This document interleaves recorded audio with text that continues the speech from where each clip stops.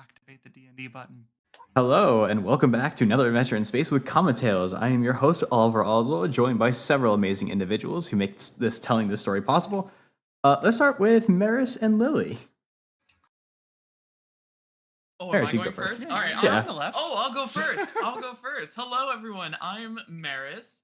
I play Valentine von der Heist, the very posh, very fancy, gun-slinging noblewoman.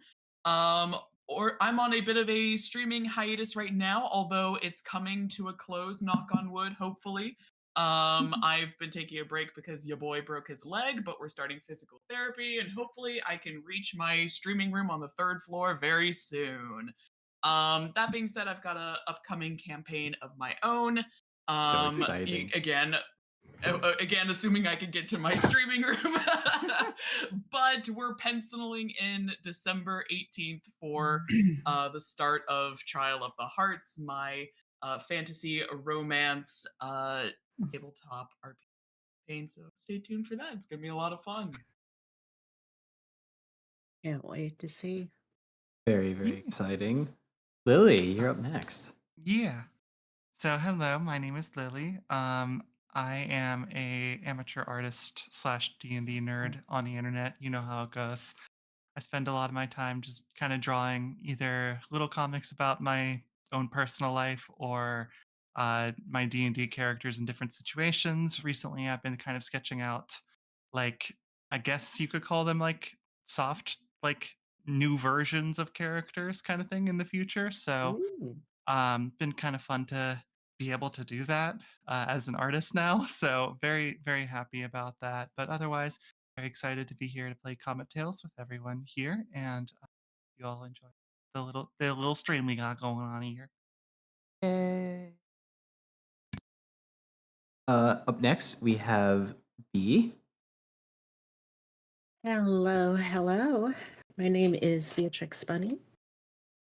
I'm a taxidermy jackalope brought to life by love and slightly mad science.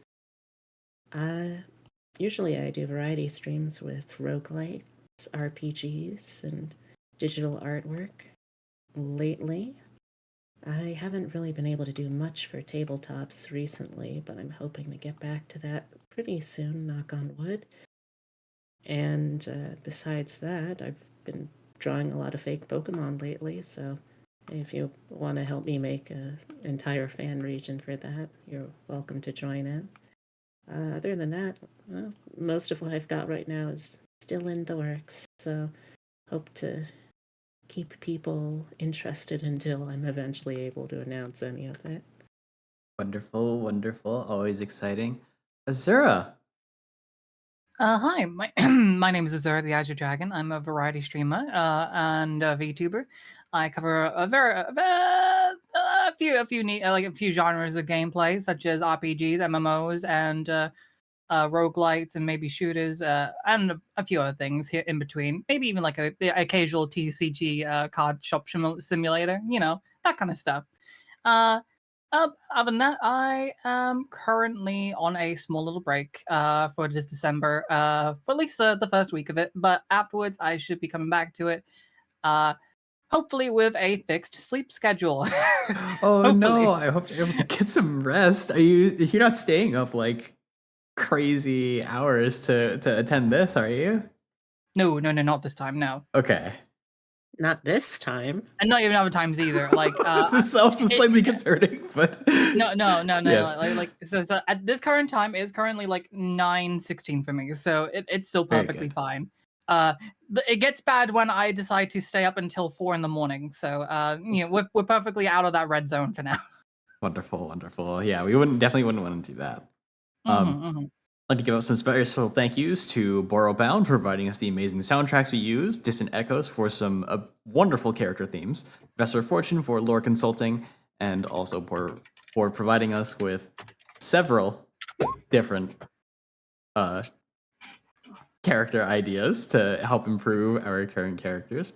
And of course, Kalen Frost, also known as Frog Chop, for all of our character artwork and plenty of the assets that you see on stream. Which again, thank you. If you want to go commission and get some of these assets yourself, you can go check them out. at Frog Shop. In our last adventure, the Crystal Dragons reunited and sought to tie up some loose ends before adventuring off into the Gith Rift. The first of which was what to do with the good Captain Alexander, who had been revealed as the Githyanki informant. The Crystal Dragons couldn't quite discern what had happened to him after his memory was probed, and he became quite catatonic. Inspecting his equipment, something appeared to be off about his iconic scimitar, Harvester, perhaps the source of his impossible luck. Lyra sought to utilize her magic detection skills and was promptly incapacitated at the sheer sight of such a weapon. Keep had a bit of a panic and ensured the party wasn't poisoned, but together sought to rest for the day and determine what to do tomorrow. Their former golem companion, Eben, was in the process of installing a new memory crystal for himself and his light construct companion, Echo. Eben had enlisted the help of Chex to install the crystal, which had gone poorly as Chex sought to make his own modifications and cauterize his mistakes with gunpowder. Luckily, Ashala had arrived and utilized her expertise with engines to repair Eben, who seemed to go into his standby mode and allowed Echo to take full control of his systems, while he rebooted. The pair were almost uniquely made for one another, and may hold some strong potential once they awaken to it. In the following morning, the party delivered Alexander to Fania, and attempted to deceive her several times, despite her obvious mistrust of how they managed to succeed. Begrudgingly, Fania agreed to continue to work with them, but it is evident that she is aware of some underhanded activities the party is pulling, potentially against her, and looked into the remainder of Alexander's memories. Fania remarked that something unusual was within him, but was smart enough to know that Fania should have the information she was looking for. As thanks, Fania allowed the party to take Alexander, what was left of him, at the very least. Returning back to the ship, the party reunited with Randall and discussed how he escaped Fania's guard, utilizing illusion magic and shielding himself to keep himself alive. Alexander had finally come to, revealing that he had lost all of his memories prior to discovering his sword Harvester back on the Sword Coast. When urged by the party, he drew upon it and an ominous shadow entity emerged. It called itself a Khan and was recognized by Lyra from an ancient book known as the Dragon Queen. Within the book, an entity of the same name was referred to as a deity of fate and trickery. A Khan, excited about the adventures that awaited the party, chose to stay with them, hopping into Ashala's shadow. Uncertain about the future, the Crystal Dragons seek to take the rest of the day to properly supply themselves and seek out new crew members, at least ones they can trust. We are following Ashala, who has just returned to the ship with a new ally. It's difficult to find any individuals without giving out any information, much less someone who is willing to work with a Gith in such a scenario. But fortunately, there was a rugged, albeit young, fighter who found himself in desperate need of a paying job. Finding a kindred spirit in Ashala, in their many different fields of work, the young man agreed to join up with her. As the two of you approach towards the shipyard, the young man nudges you, Ashala. That's not the ship, right? He points towards the Crystal Dragon Spelljammer, almost entirely dumbstruck.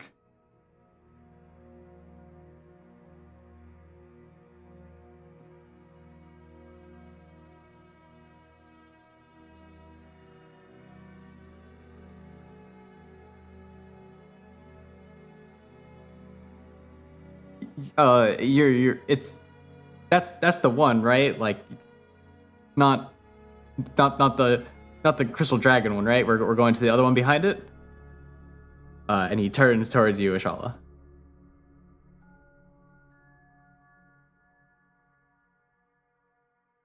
Oh.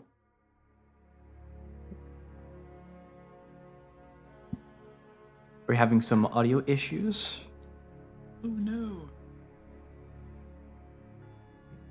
Bear with us, chat. We'll Yes, be back just- again soon. Yes, just a moment. We will be right back.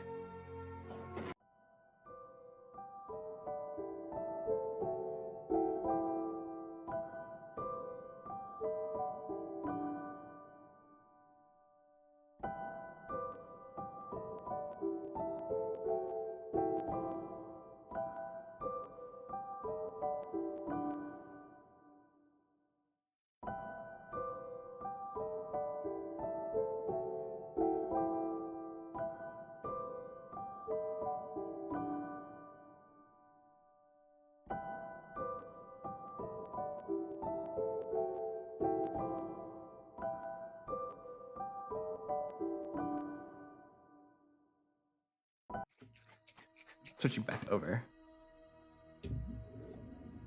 Welcome back. What? The man nudges you, Ishala. That's not the one, right? And he points towards the Crystal Dragon Spelljammer, almost dumbstruck. What do you mean, like like that's our ship, or do you mean? As in, he leans in close and just like not to touch you, but he like hovers his arm over your shoulder. You're not part of the Crystal Dragons, are you? Why? He looks around to make sure that none of them are on the top.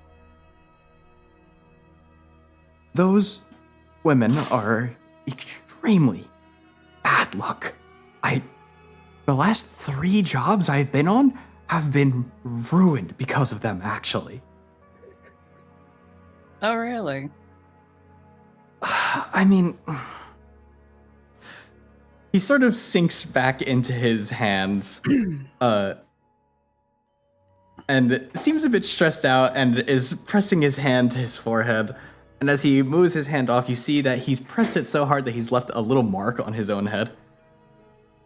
Look, I need the money. Mm-hmm.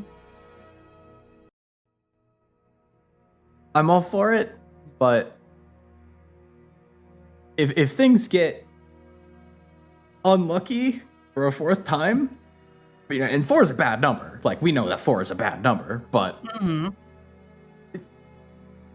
you know, I might have to cut our contract a little bit short. Oh, of course. I would imagine that would be probably the case if unfortunate circumstances kept happening. But from my personal experience with them, sure, misfortune seems to befall other parties to their benefit, usually. So as long as you stick with us, you should be fine. I suppose you're right. I don't suppose I really did introduce myself. My name is Robert, by the way. Nice to meet you, Robert. And together, the 2 of you sort of make your way up onto the vessel where all 3 of your other captains are waiting. And suddenly, they see the fluffy, red-haired individual known as Robert.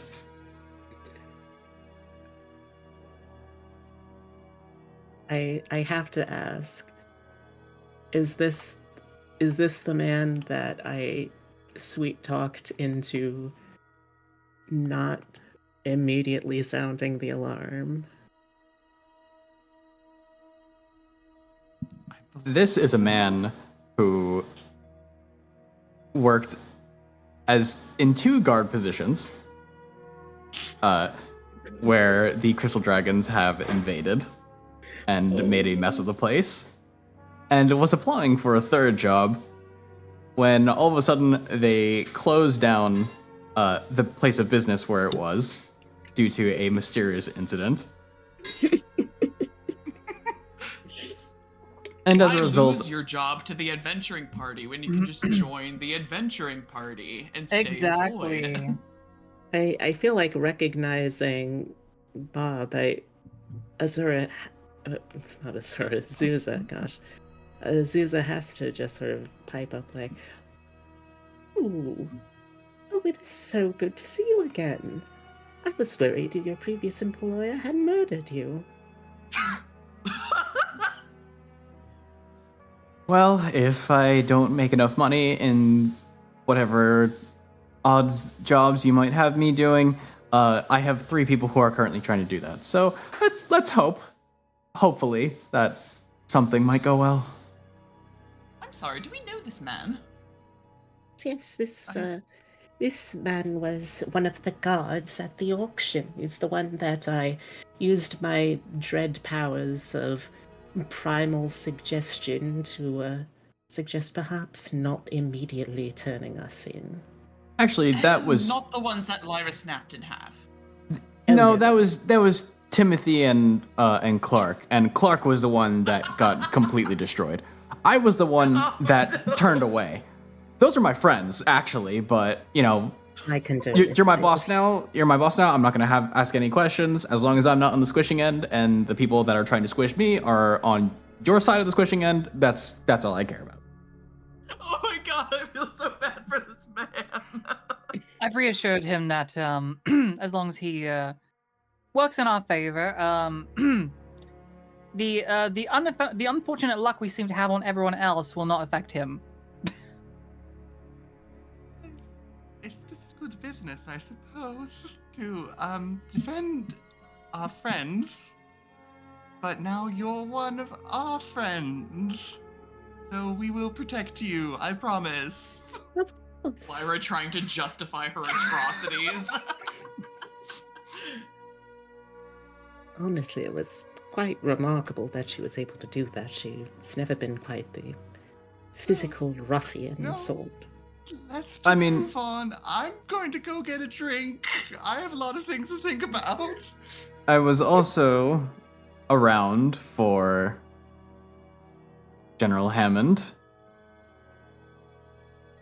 and that whole situation that occurred. In fact, that was when all of you, in fact, made your names quite well known. Well, infamously, Yes. I would say. And as of recent, also on my resume, I was a gold cloak in training, and now they don't trust anyone who has any association with you. No, my You know, Robert, it's really condolences. not a good idea to have so many employers in such a short span of time on your resume. Yeah, it really reflects very well. just makes things worse over time. I've also had a few other odds ends, but you know, I kind of really have a lot of really bad contracts to pay off after you know, my employers tend to die or my coworkers die and I want to leave. It's a rough line of work out here. Well, if it's any consolation, your first employer was planning on leaving you for dead. Is that true? Well, I did find some letters from his desk that do imply he was quite the double crosser. He's been pretty good to the estate. I can't imagine he would have done something like that. Well, there always was that frog that was hanging around. Very strange individual.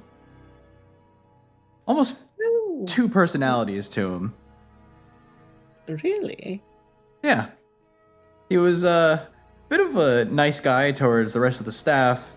And around General Hammond, he sort of clammed up, became kind of like a stick in the mud. I don't know.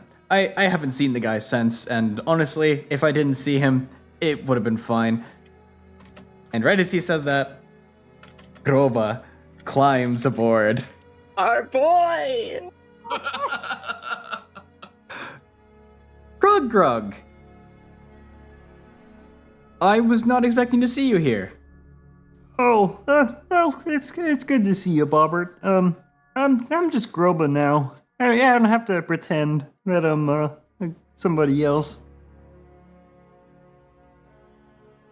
Also, a stick in the log. I mean, yeah, I guess, but I'd rather be a frog on a log.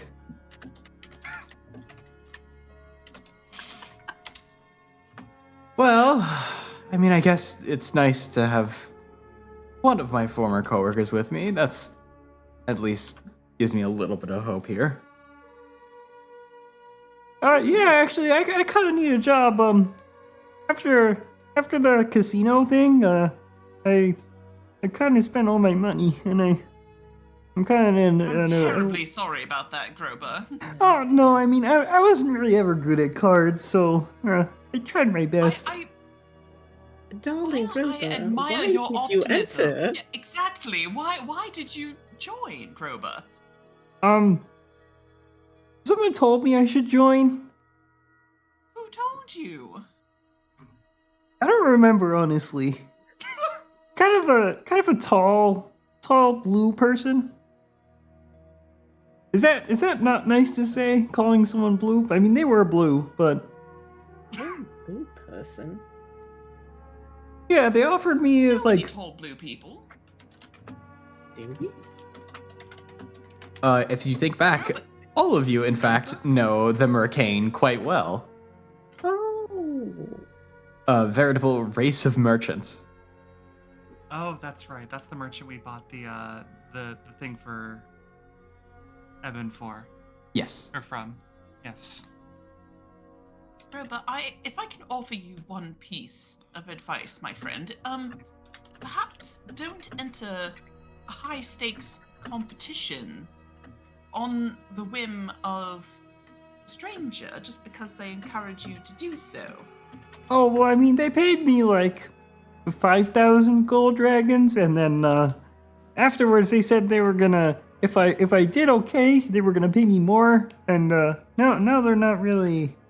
They kind of look the other way whenever I walk by, so it's not great.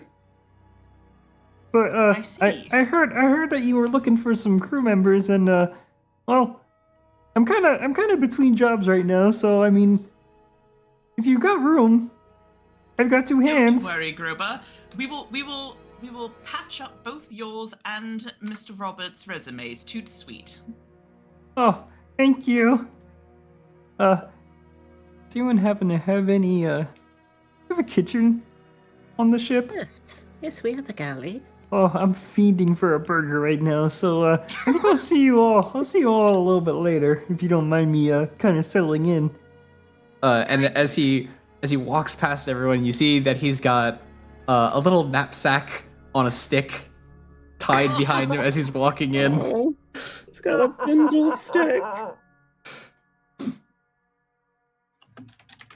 We have to protect him from everything. Well, I guess I am a little bit familiar with him, so I guess I'll go and catch up with Groba. If you need me to do anything, just let me know. Also, if anyone comes asking for me, you didn't see me, right? Thanks. And Robert disappears down to the lower decks along with Groba.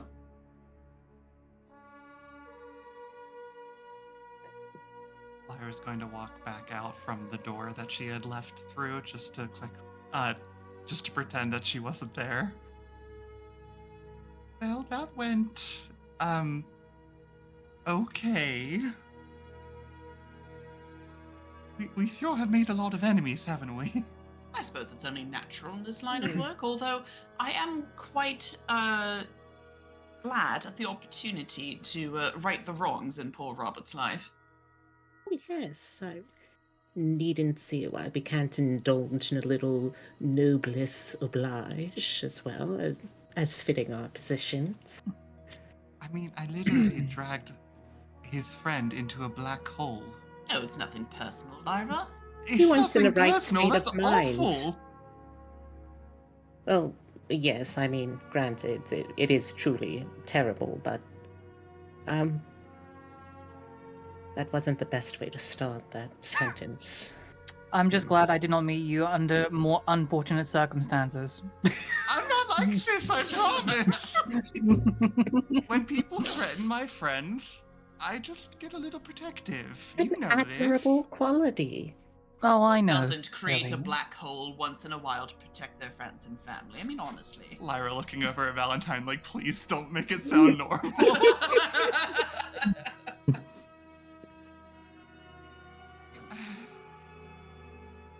Well, good to have deckhands. God knows I'm not much use. Speaking of deckhands, the other individuals that you're aware of that are still around include the Dr. Thoktha and Chex. Although Chex is in a bit of a bad mood from the last time that he was around. Perhaps we should have a conversation, Mr. Chex, regarding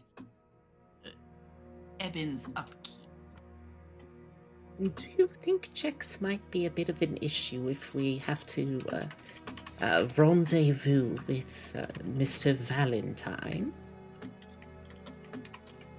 Velvet. Why- Terribly Velvet. sorry. With Mr. Captain Velvet. Velvet? Yes. I think so long as we make the expectations very clear and who our allies are, I think he will be all right. He just needs something productive to do, Like blowing up other things. like blowing up enemies instead of friends. Hmm. I'd be more than happy to talk to him on behalf of my fellow co-captains. Well, I'm certainly willing to allow you the lead in such an endeavor. I feel like you have a certain kinship due to your mutual appreciation for ordnance. I think so, and I think that's why it might be better coming from myself. And, Thuza, Mm. would you like to speak to the doctor? I believe you two are the closest out of the bunch. You know what? Yes, I think that's reasonable. Zuza like, you're right, I should see the doctor.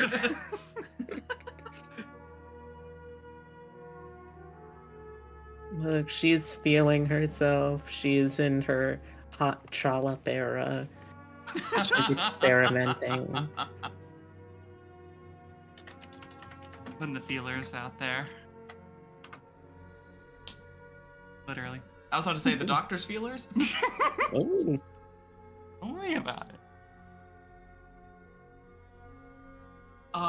But yes, I would be fine with approaching checks, bad mood and all, having a quick little conversation with them. You also have, already within your party, Randall is already taking some time off, resting within the deeper part of the ship. And Alexander, who has never met an alien in his entire life, and has no idea what the concept of a ship that can even fly even is, and would rather stay on the ship that he knows rather than the ship that he doesn't.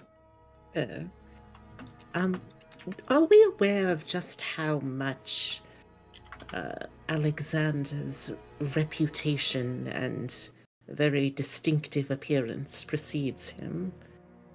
It might not be wonderful if he were to run into an old acquaintance without knowing the context of why they would want him dead. I think while you're correct in being cautious regarding Alexander, because as we are discovering, there are many facets to the man that we did not know, and now he does not know. That being said, because of this, he's probably safer with us, who definitely don't have any ill will towards him, rather than setting him loose on fleet and getting mixed up in business that he doesn't remember. Right. I think there's a very real possibility he would die. I if we think left he him would on the die. field. Oh, Yes, absolutely. Absolutely.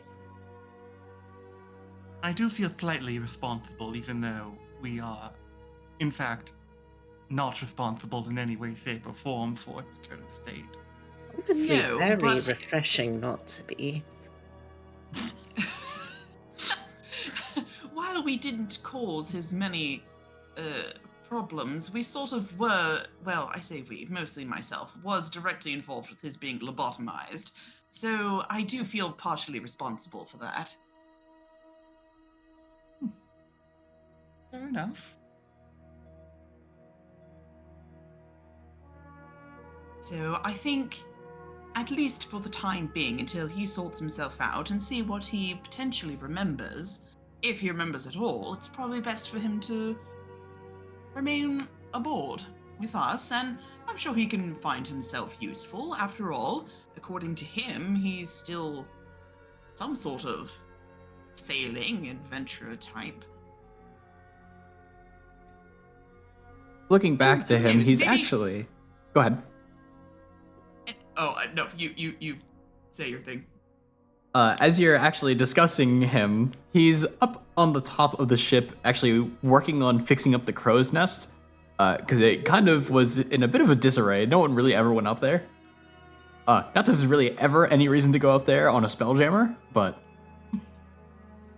he's currently need fixing a it up there. repairman. We do Yeah, need who a knows? repairman. Perhaps exactly. Who knows what he's capable of? And perhaps the longer we have him in our care, perhaps he'll remember other useful things as well. I mean, he did captain a whole, group of orc ruffians before. I'm sure, he's still got some of those hardened battle senses within him. They did fly into the sun. They did fly into the sun. That did happen.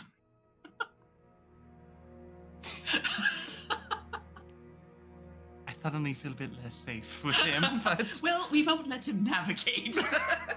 That is your job, Lyra. fair enough. Yes. Who would like to go first? Either go to Thakta or go to the good checks. Oh, by all means, go talk to the doctor, Zuza. Mm-hmm. All right. You've been look, volunteered. It doesn't take long for Zuza to make her way over towards the bit more dingy section of the upper levels of the fleet. This is the territory of all of the entities that are similar to the Good Doctor, the Thrycreen. In particular, the Doctor's house is actually sort of directly in the middle of the neighborhood. And it seems like it's almost one of the nicer buildings. A lot of the ship stealers gang that seems to make up a fairly large populace of the Thrycreen seem to just kind of leave him alone. He's one of the guys that keeps everyone healthy. So he's got a generally okay-ish location in the middle of a very not great place.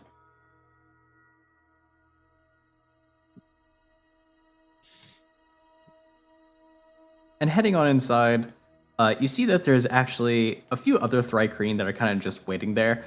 And two of them kind of just look in your direction, waiting in line as well.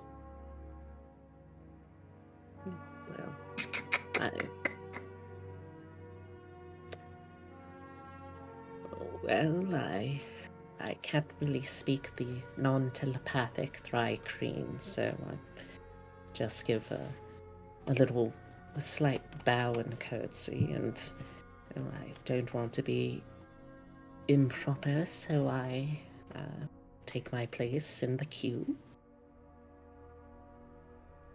It doesn't take long, as the two other individuals are called in without anyone going out. It does take a bit of time for the second one to sort of have whatever issue he has resolved. And before long, the Doctor pokes his head out to see if there's anyone else waiting in line. No one else comes in before you. Ah, Zuza. Welcome in. Was there something you needed? He calls out to you with his psychic voice. Oh, yes, I was actually finding myself in need of your services. Yes, are you having any particular biological quirks? And he just sort of tilts his head back and forth and just like eyeing up. Well, come to think of it, I did end up recently being subjected to something of a metabolic modifiers, to put it delicately. I suppose it wouldn't hurt to see what other effects that may have had, but business before business. Actually, I had, when I was performing your blood panel earlier, I did notice that you had a bit of a metabolizer in your system. But, that should have cycled out of your system maybe about a week, 2 weeks ago. Psychosomatic, then, I suppose. I see. Well, in that case, be sure to eat extra portions, as it's burning through your energy a bit faster. No, don't worry. I already feel quite hungry. But was actually wondering if you were available for another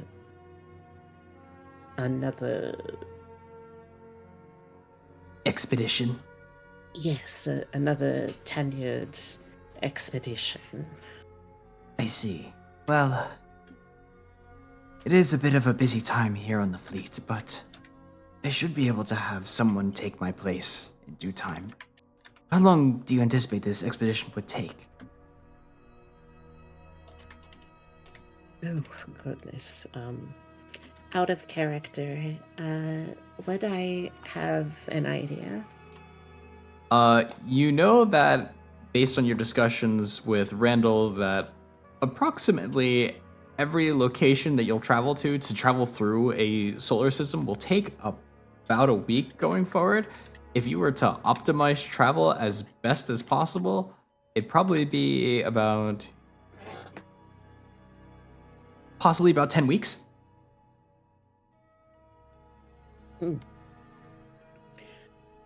Well, we're expecting, for best case scenario, to be offshore for approximately 10 weeks.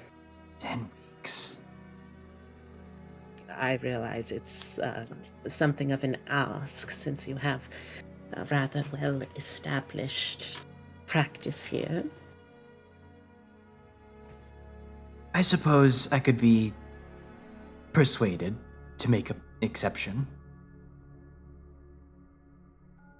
Allow me to contact one of my coworkers. I forget the word in your language, my apologies. Oh, no, that works, I think. I will reach out by the end of the day today. I look forward to it. A very reasonable amount. He sort of tilts his head at the statement. Perhaps I am losing my grasp on language as time goes on.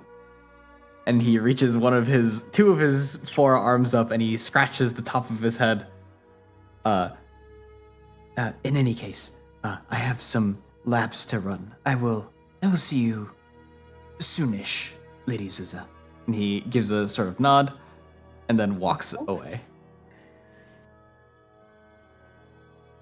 As he's walking away, just quietly to herself, yes,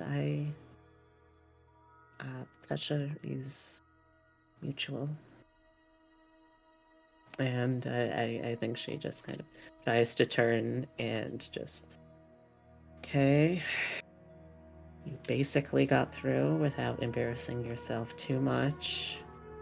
This is good, I think. Off elsewhere, Valentine looking around, you're actually having a bit of trouble trying to find checks on your own. And you're feeling a bit unwilling to go into the underside. You're almost certain that he's likely down there, probably trying to experiment with some new weapon. You did also want to go find someone in the underside to work on your bolter gun, potentially. I did, yes. Although it's difficult to say that I'm just gonna go anyway, because we're kind of in trouble down there. Maybe if I keep my head down and don't draw any attention, I think she will consider taking that risk and going. Probably before she goes dressing a little less ostentatiously than usual. Okay. Go ahead and make me a stealth check. You can use Okay. charisma or dexterity if one is higher than the other for that stat. Okay. Give me a second.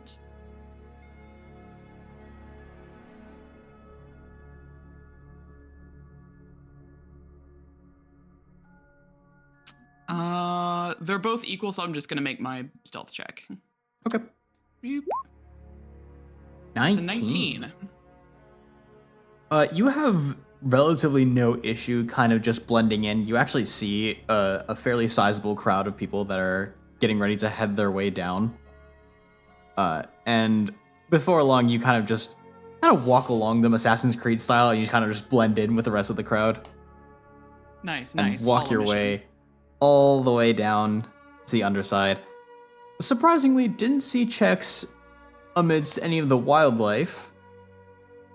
And as you are making your way towards the blacksmithing district, you actually happen to see a small kobold man get kicked on his bottom and tossed down a flight of stairs. Oh no! Oh no. God, Jax wanted to blow up all your gunpowder anyway. Bah! And begins to Jax? storm off far away. Huh? Who wants Jax? Mr. Checks, What? over here. The ghost in Jack's head speaking again. She'll scooch a little closer until she is like within reaching distance and just kind of tap his shoulder. Mr. Checks. Who are you? What? Well, I was your employer.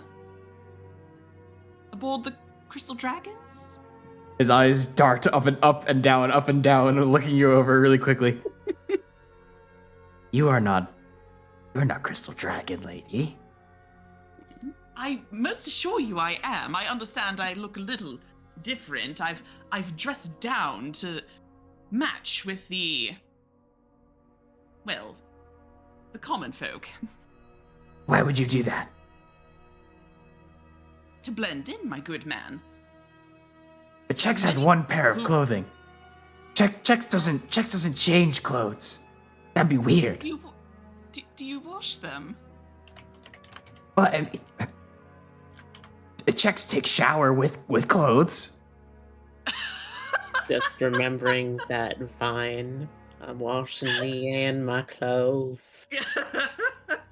I see. Well, we'll work on that once we're aboard the ship. But I had a few.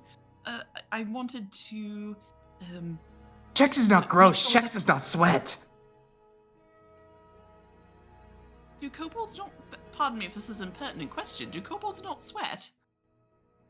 No. Oh. Well, I'm sure you still encounter plenty of grime and dust, though, in your line of work. Our line of work. I mean, we are frequently in contact with gunpowder. Well, Chex among smells other like things. gunpowder. Gunpowder smells good, so Chex is fine. You have work for Chex? I do. Chex, I do. We can finish this conversation later. But I do have work for you, Chex. We're about to go on a lengthy voyage. Chex and holds up a we could- hand to cut you off. Chex shoot gun? Yes, but we do need to have a Chex shoot conversation cannon? about that. Yes, but we do need to have a Chex ready to go. conversation about- Oh, okay. Well, I'm thrilled for your enthusiasm, Mr. Chex. But we do have to lay some ground rules, you understand, once we get back aboard the Crystal Dragon. Got it. Chex, blow up the ground. conversation. We will not be doing that. Mr. Okay, Chex. Chex not do that. Chex blow up the sky instead. Only when we tell you to, understand? Chex blow up things when asked. Okay. Chex there do that. you go. Very good. Very good.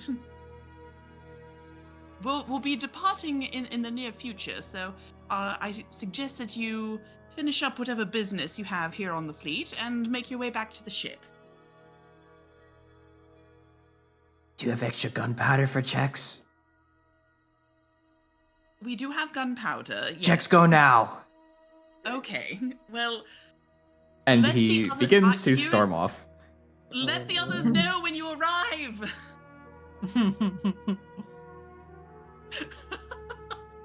And with great concern, she will go in the opposite direction to look for her blacksmith, wondering if she made the right decision to not follow Chex right away.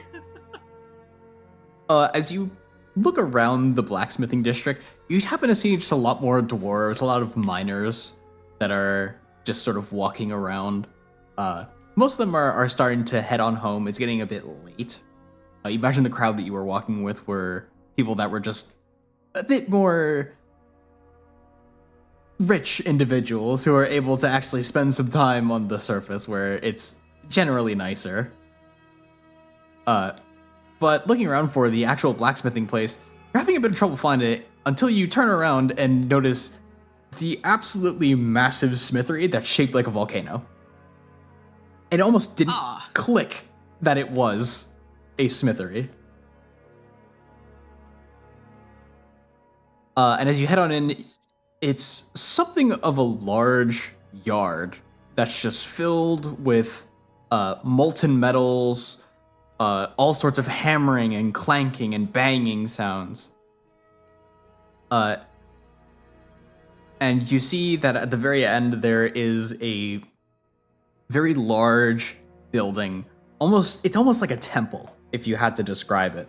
But that is where all of the molten metal seems to be coming from. It seems to be just churning out constantly. And you were actually reminded that you can go to the head smith if you needed something specific. At least that was the deal that you had arranged. Yes, because I was trying to remember what Cole said specifically, because he gave a name, I think, but he wasn't confident in it. So, okay, so I'll just go to whoever looks to be very much in charge. As you're progressing through the yard, you bump into a young woman who's carrying a bunch of swords. She's completely covered in soot. Sorry, didn't mean to get in your way. And she just kind of walks past you, going towards the larger building. And you just kind of follow in behind her. And she sets all the swords down on the table in front of a somewhat large dwarf. He's almost a little bit shorter than your average human, which is extremely strange. Big boy. And he looks with his soot-covered face over towards you with a bit of disdain as you walk in. You, what do you want? Oh, hello. I'm looking for someone who is capable of taking on a rather discerning and difficult mechanical weaponry problem.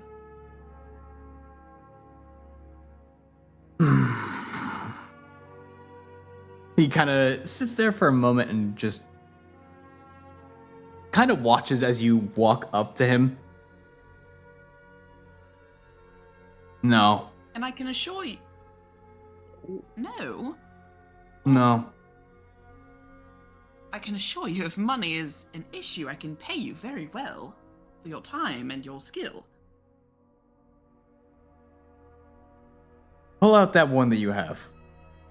The musket. This one? She'll pull out her musket, her flintlock. When's the last time you really took care of this thing? I assure you, sir, I clean all of my weaponry as scheduled.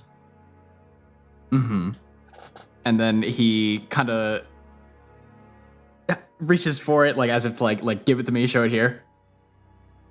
She'll hand it over. As soon as you do that, he reaches for a part of it and pops the entire barrel off the front of it. These screws are ancient. Well, it is an old gun. And the barrel, and as he kind of uses it like a telescope, looking almost directly, almost poking you in the eye with it, holding it towards you. When's the last time you gauged this? Never. Good. Well, that answers my question. And he sets the whole thing down on the table, and you see a bit of magic emanate off of his hand, as the whole thing seems to kind of just get a little bit more repaired, and it actually seems to clean up a little bit while he does that. He goes, "Take that thing, get out of here." And he starts walking off. That's a very kind repair that you've done, sir, but it's not what I am here to inquire about. And he seems to I've just been told. he seems to just ignore you outright. And he looks over towards the girl that came in with you and just like it points, "You, get over here." And I've been told by a good friend of mine that you were the man to see for such things. The girl turns over to you. The human female just turns over to you for a second and goes, "Sorry, he's difficult. He's not really going to help you unless he it's take on projects that he doesn't like." Well, you haven't even seen it. And she'll go back to him, refer back to him. You haven't even seen it, my good sir, so how can you assure that it's not of your interest? Person's part of the project, ain't it? So it's me you have an issue with. If I'm zeroing a gun for you, you are part of the project. And by the way that you take care of your things, I'm not certain that you're someone that I want to be spending time on. I assure you, just because I haven't taken care of things as perhaps as perfect as a perfectionist would, I take care of my things very well. Look at this one here, and she'll pull out her pepper box. This one is my father's, and I assure you, it is in excellent condition, and I take great strides in ensuring so. Show me the chamber. And he points towards the revolver part of it. Very well. She clicks it open.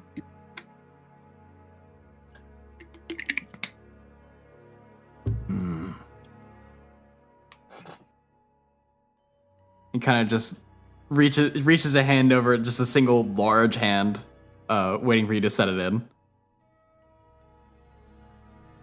Here you are. And as he kind of just looks over the revolver, he kind of just like takes a bit more time with this one. This one, he seems to be relenting a little bit because this one actually has been taken care of. You don't spin the chamber for it, and he can tell by the way that like it seems to be in good shape when he just rolls one of the chambers over for it to click, and he goes, and he closes it gently and hands it back to you. Any Still won't further do it. inadequacies? You keep your pepper box in good shape, but that's not enough for me. personally, if I was working on something, I would want it to be a bit more unique. And once I'm Unique. certain that you've taken care of everything, maybe I'll give you a chance. Linen! And the girl who is 2 feet away from him sort of jumps in the air, dropping all of her swords on the table. Thanks. And turns over. Well, looks like Dad wants me to take over for you, so, the name's Linen. Well, and she'll take the bolter gun, drop it on the desk in front of the pair of them, and say, I will leave this in your care then, should you find it interesting to you. I will be back in 10 weeks. And as you start to walk off, Linen just kind of hoists the thing up in her arms, just looks down at it. Oh. Fuck was she mad at me for? And the big doors shut behind you. Your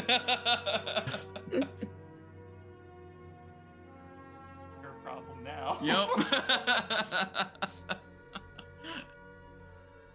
And as you're she leaves, she is huffing the whole time. She is so peeved. Don't take care of my guns. The nerve. and as you're about to leave the entire Forge district, you hear a voice calling out in the distance. Hey!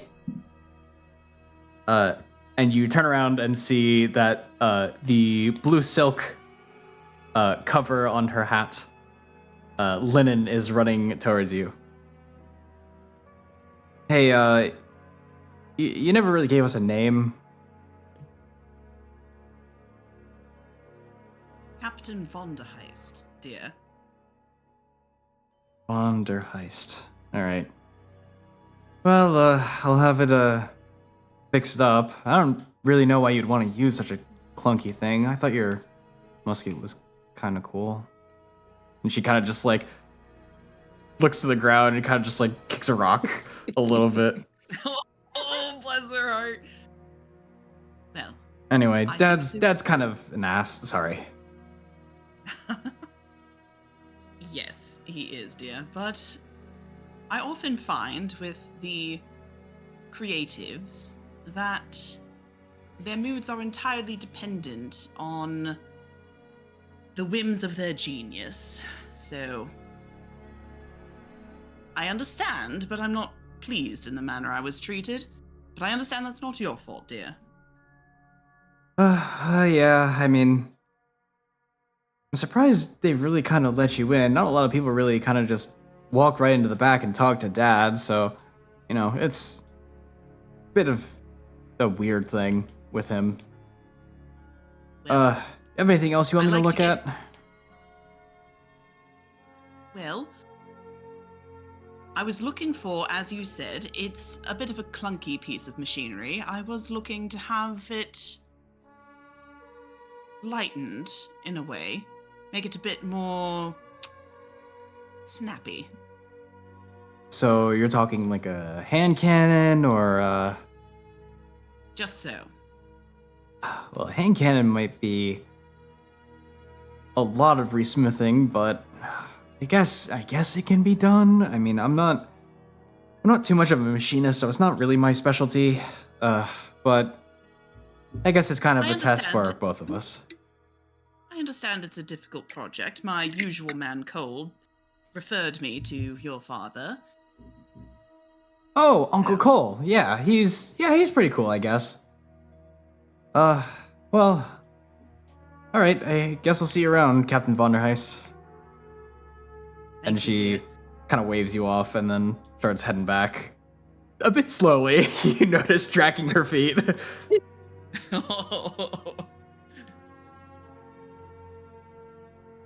I think now satisfied, she will slowly meander her way back to the ship, trying not to draw a lot of attention to herself.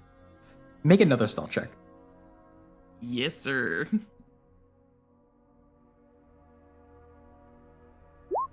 Ooh, that's a 6. Ooh.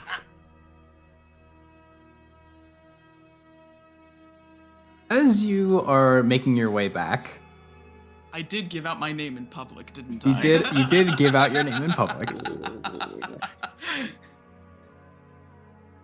It doesn't take long for you to make your way back to the surface part. But as you are exiting out of the mines that tend to separate the underside from the top side, you notice a familiar male drow is sitting, leaning back against the wall, as one of Finia's cohorts.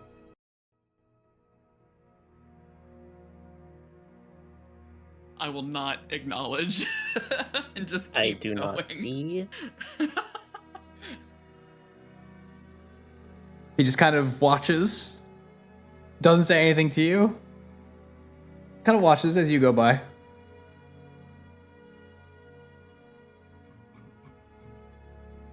And your trip back is fairly uneventful. You're Nervous. back towards the shipyards. Of the individuals who are around, I believe the only two left who haven't begun making their way to the ship would include Chex, who the party has not claimed to see yet, and Quill, who needs to be contacted using a stone, in which case he will go towards wherever you guys are.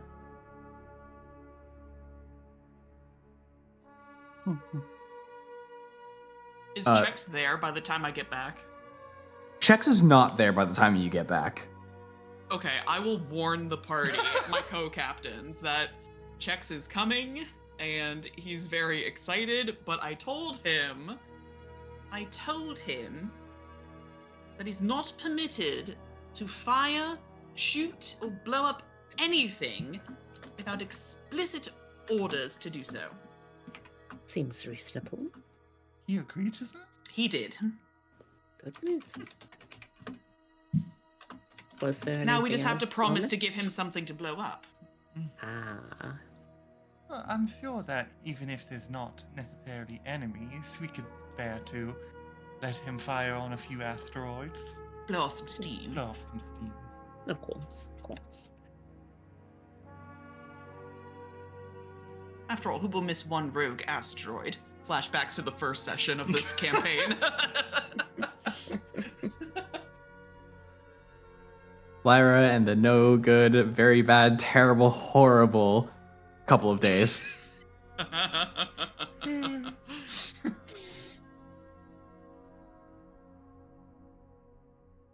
Yes, almost everyone is back at the ship for now. And whenever you are ready to fully take off, you just have to reach out to Quill. And he will make his way over as stealthily as possible.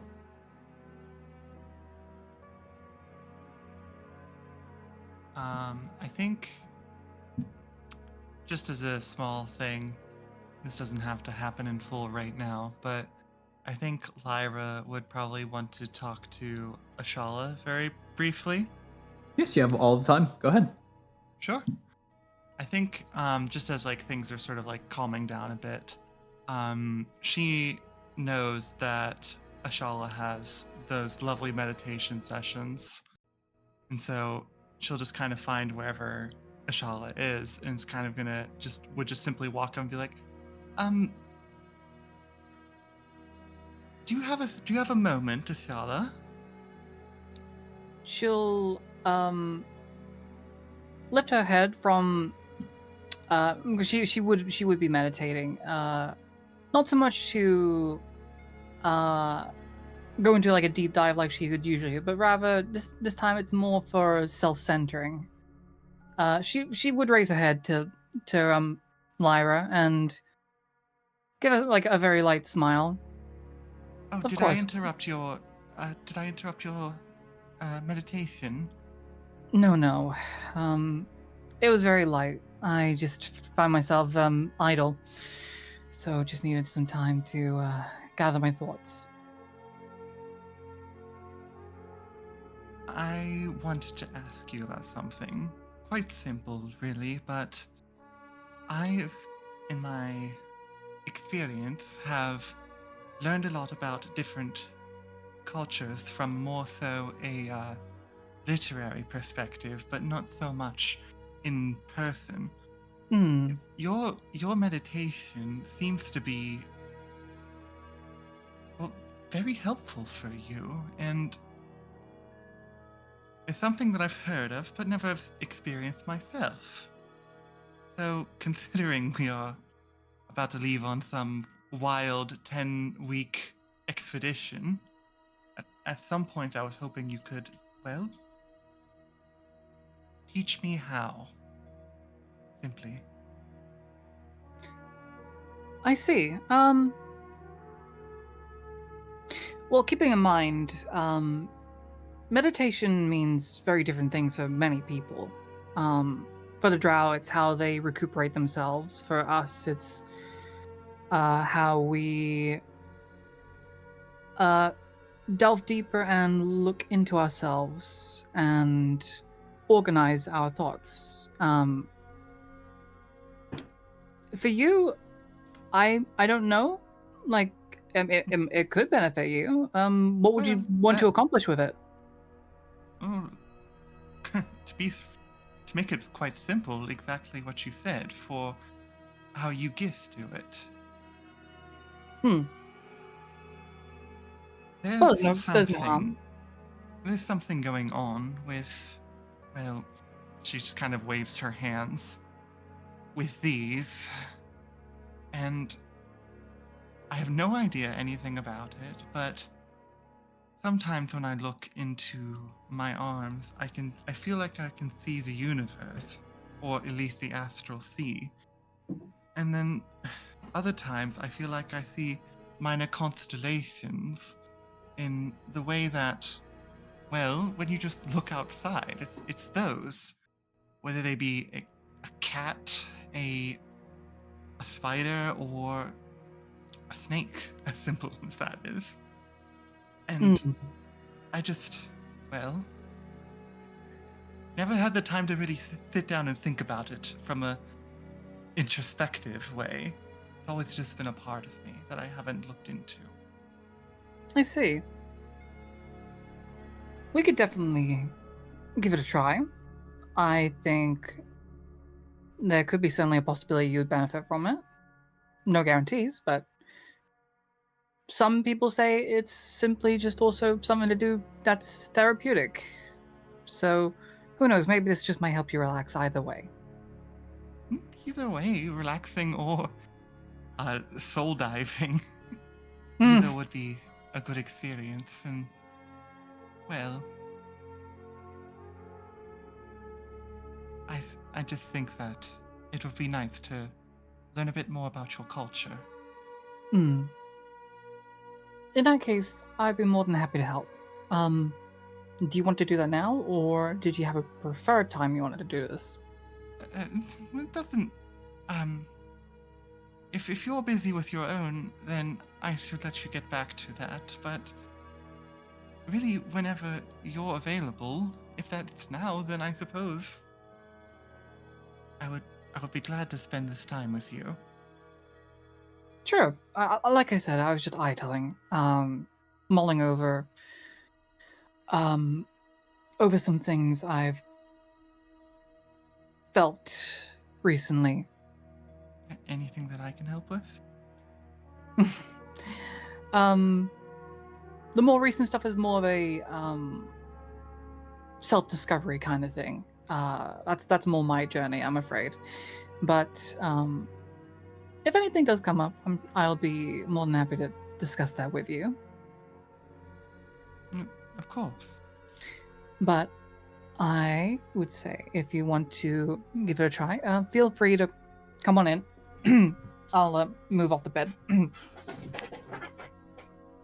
Make yourself comfortable. She kind of slowly slithers in, and then make yourself comfortable is kind of a silly thing for her because literally all she just does is just sort of like go from standing position, just like wank back down to like sit her proverbial butt on the fluff of her tails. That's cute. I like that. So, I would probably suggest that maybe we can set the mood with this. I usually either use the wispweed that we had for my my psychic abilities and mental whatnot, but I think maybe some simple candle ambience might help maybe align that kind of maybe help guide things along. So let's do that. Well, you are the expert. I find sitting in like a darkened room with maybe a few lights tends to help maybe focus on certain things rather than focusing on the great many. And she'll just be like kind of nodding and mentally taking notes. Hmm. And after darkening the room and, of course, setting up the candles, she'll sit herself down opposite side of the bed, crossing her legs and getting comfortable with her. And she'll... she's actually going to then... She's actually going to stop speaking, but rather she's going to talk mentally at this point. As I believe, if I go to... Where is it? Here it is. She's gonna do the. I think it's actually just under this, isn't it? Psychic whispers. Yeah, we're gonna communicate psychically, Okay. and she'll close her eyes and kind of like ruffle her shoulders a bit and give it a soft breath, a soft exhale before settling in, and she'll tell you to do the same. She will mimic as best as she can, just kind of letting, sort of like, as a Lamia, her posture kind of needs to be like set at all times. I suppose she would probably have really good abs because of that. Just as a side, I don't know, I'm thinking about it. Did the and abs it's just go all the way down the And the snake? whole chat fills with eyes. She's got a sick 100 Yeah, she's got a sick 100 Hell pack. yeah. And it's just kind of going to like, as she has herself sat down, is just going to kind of like let herself go a little bit more just with each breath. And as she does so, I imagine, just since her entire being kind of requires concentration, the more she sort of like lets herself go, like even her arms and like hands, the gaseous part of it, sort of like lose their strict form a bit. With each breath, let the thoughts of your mind slowly wash away, and in its place, as the darkness starts to envelop and take hold, I want you to slowly envision a star and visualize it as a thought or a concept or a feeling. With each one that you have, a star will appear. I want you to very carefully just examine each one you have, slowly, meticulously, and see what this path eventually forms for you.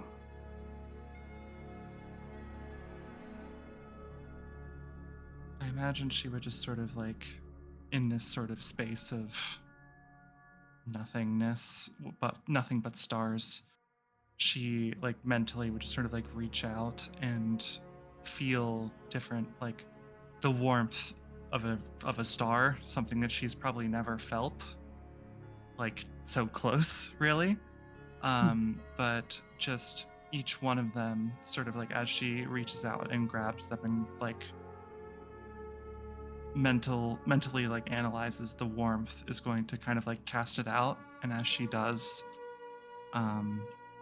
every single one that she goes through, she takes the time to sort of like take it, hold it close to her, and then let it go as it sort of like moves out to form some seemingly formless constellation, at least for now.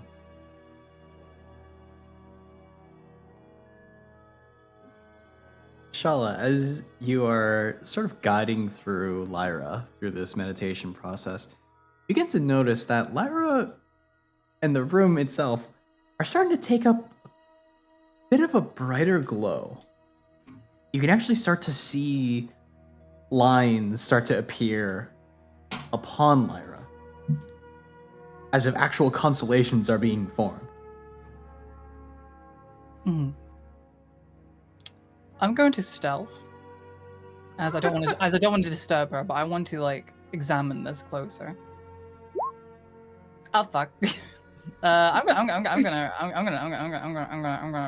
gonna throw a Waste one D of into. those. I'm gonna throw a D into that. Okay. I don't want to disturb this.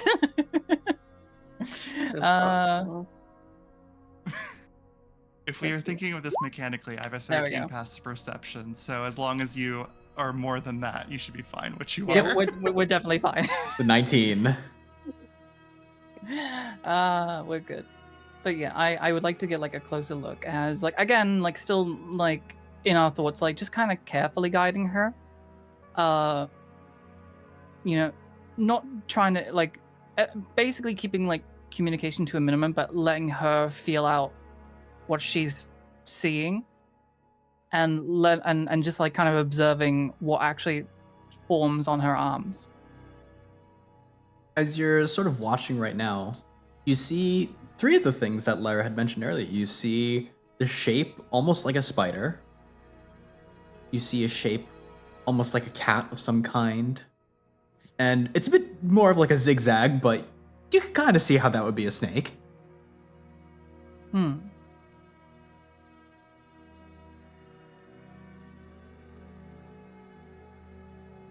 What this could be. What's more interesting is the sort of formless constellation that Lyra is forming on her own. You just see a sort of cluster as the constellation and the gaseous form starts to actually spread further up Lyra.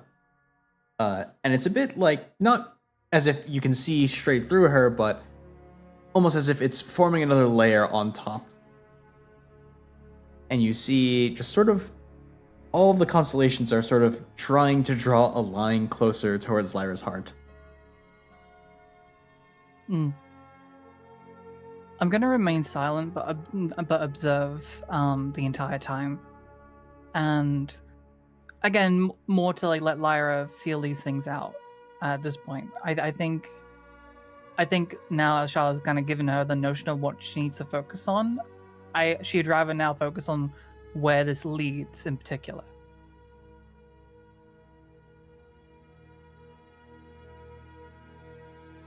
I think as like Lyra is just kind of continuing along, she sort of like looks back to sort of the stars that she has been placing, the formless constellation, and what she sees inside of that is, strangely enough, the stars seem to be forming the outline of, well, what a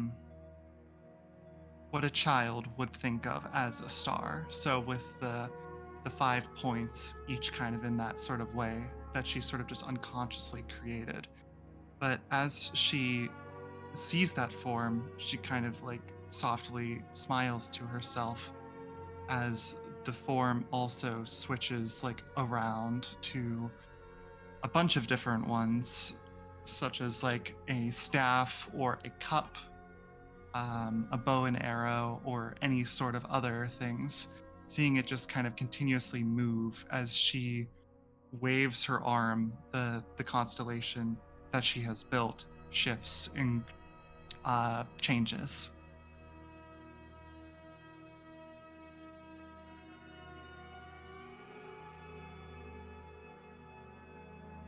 Among How do you all, And I think. oh, go ahead. Go ahead. You go ahead. No, Among okay, first, you first. among all of the shapes, you notice that around Lyra's heart, one of the shapes seems to almost be forming not just a constellation, but just a bright, warm light. Almost as if it was a physical present star.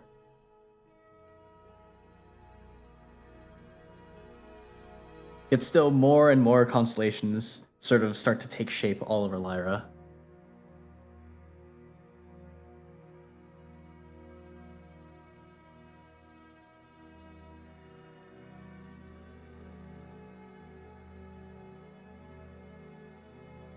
How are you feeling?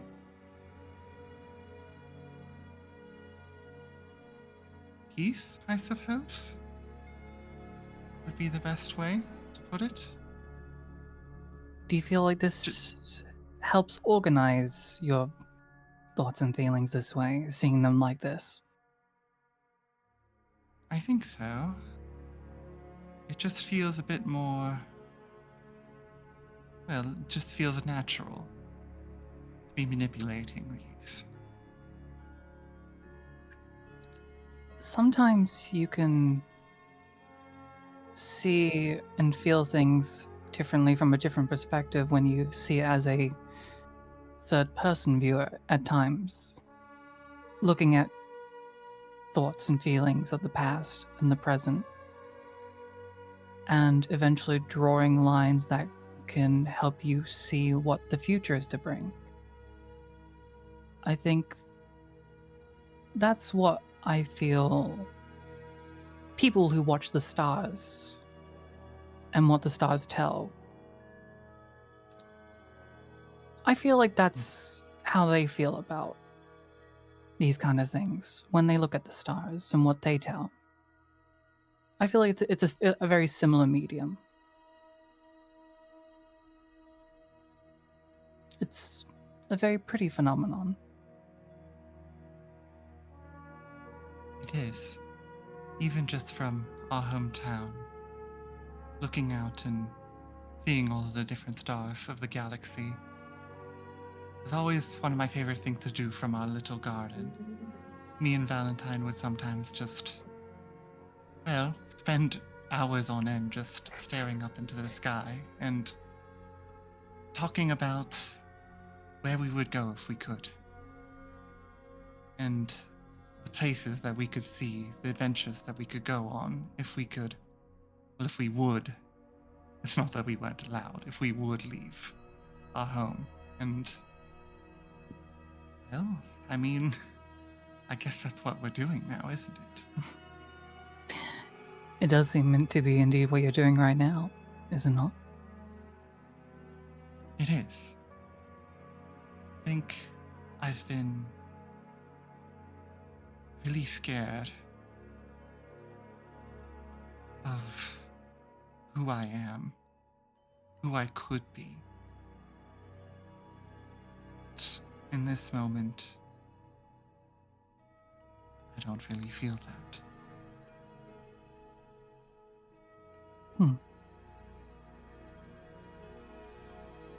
I just see the wonder of the lights and the stars.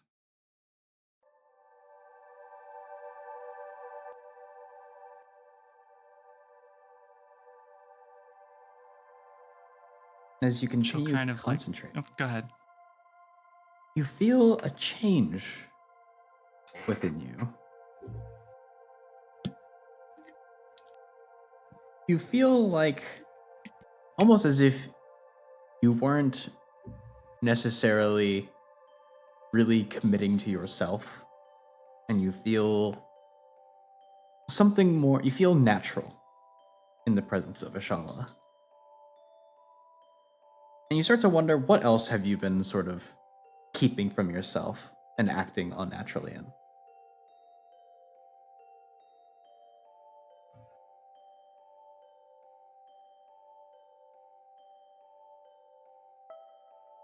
I think her mind would just go to the fear and the bit of that dread that she felt, sillily enough, upon Robert describing what she did. And that idea of hurting people so violently and kind of awfully. And she's going to kind of linger on that for a moment and shake her head a little bit and just be like, just want to protect them. Simple as that. And she's saying this out loud in her mind as she continues to be like, Valentine, Tala, and Zuza, they've all been there for me and supported me. And I love them for it.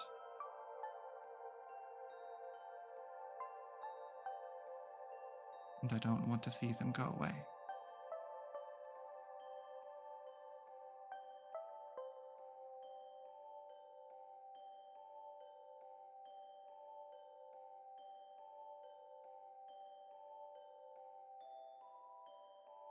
I want to be their starlight that guides them home safely, just as pilots would.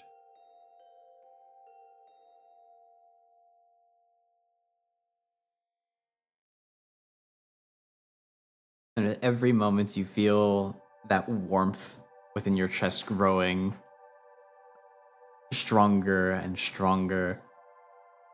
Ashala, it's actually getting quite warm in here.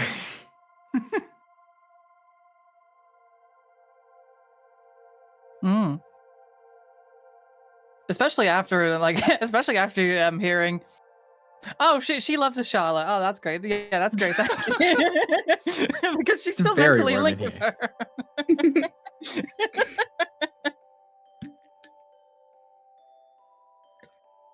But despite the the surprising revelation, she does remain silent and just still allows what's happening before her to happen. Although very keenly watching all these constellations slowly appearing as time goes on. And from the phenomena that was eventually just slowly enveloping Lyra, almost kind of seeing her as almost different. Like there is something that she can't quite place.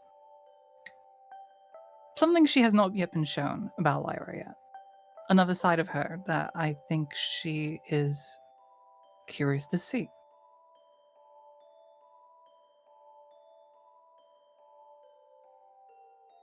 I think Lyra would slowly start to kind of after taking the deep breath, without sort of any real break, is going to kind of reopen her eyes and sort of slowly pull back. But as she does, I imagine she kind of comes back and basically just sees just everything around her is basically just miniature, it's like a nebulous galaxy kind of around her.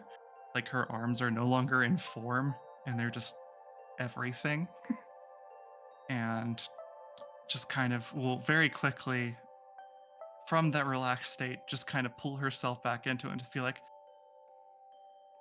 just kind of have a little yelp of just just quickly you see the stars just go right back into the shape of her hands.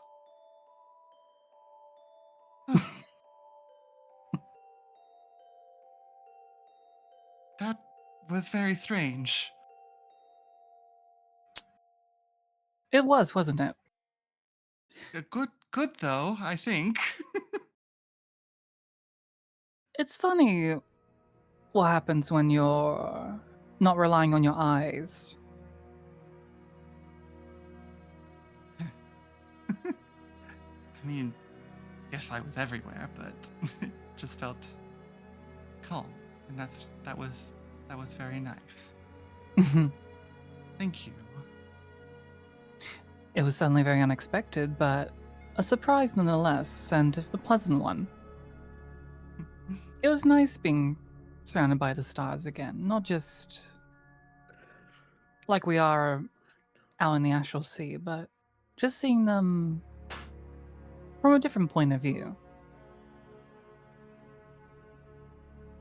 I think I would love to do this again.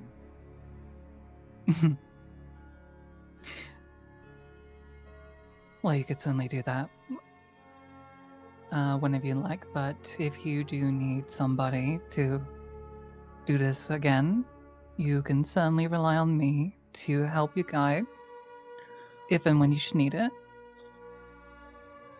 I think your presence really helped me relax and feel safe.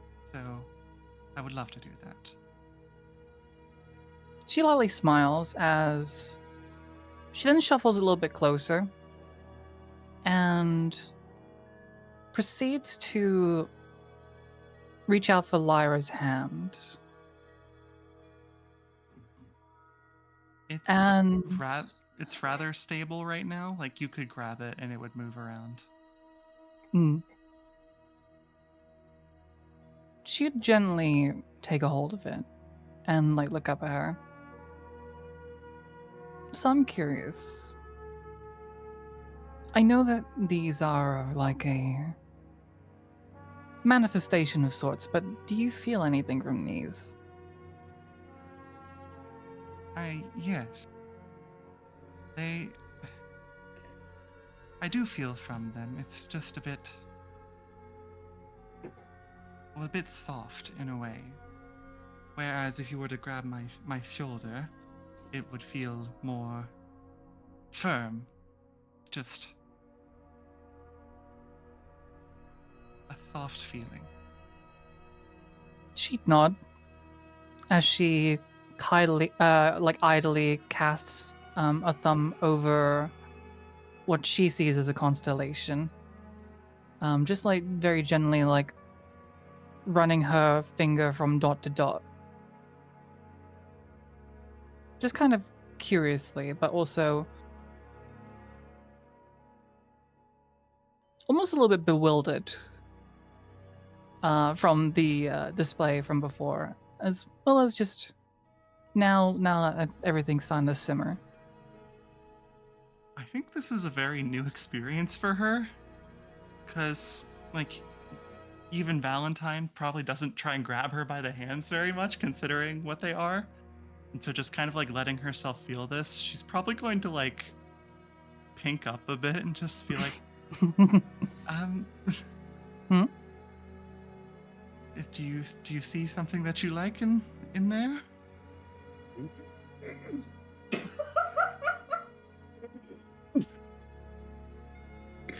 Well, I mean, I'm sorry, I was trying so hard to be perfect through this whole scene. I mean, They're so soft.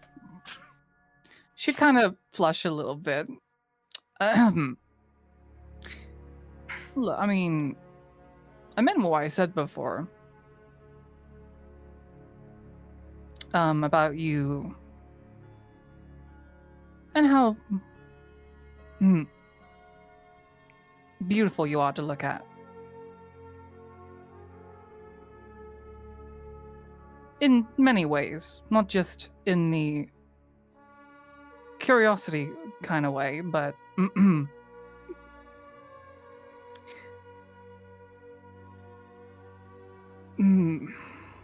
don't think I've ever heard you stammer like this. You're always quite confident. This isn't exactly something I'm used to either. But let's just say, when I'm not thinking how I'm currently am, I find this sort of glow comfortable. And seeing you reminds me of the comforts of my travels from when I was a little girl, leading up all the way up until now.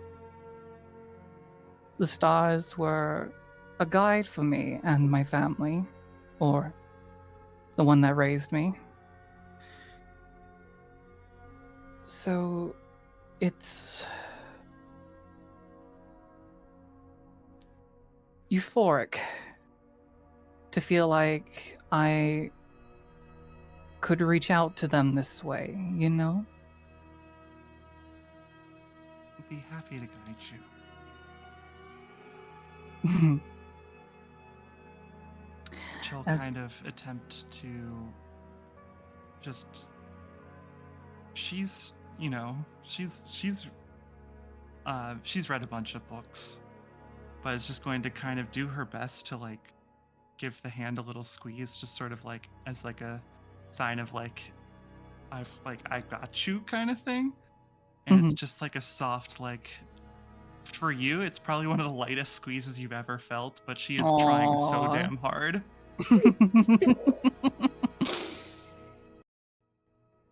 She gives a soft smile. Reassured, she places her other hand on top of your hand and gives a soft nod before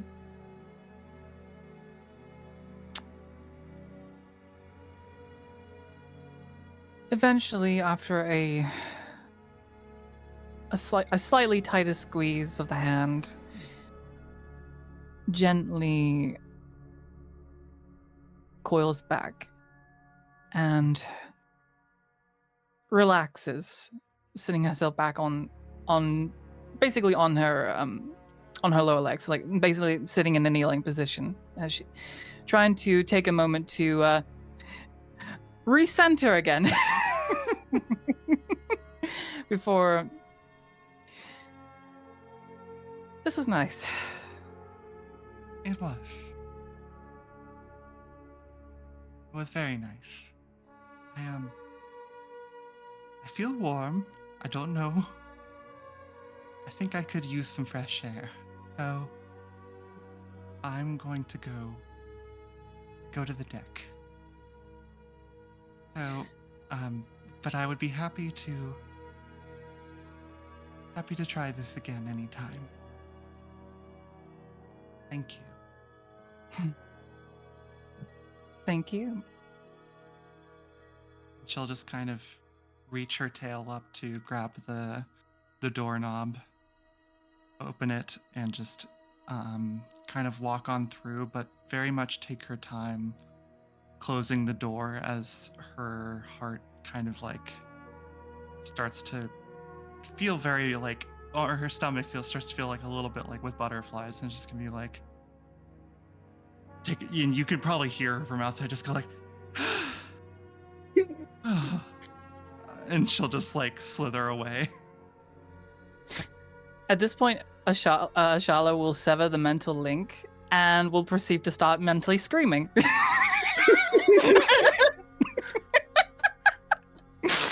Because she doesn't know what she's doing. The gay panic sets in. Both of them. And thus they were both bottoms. Anyways. Oh no! Oh no! I assumed she was a top. Joke's on you.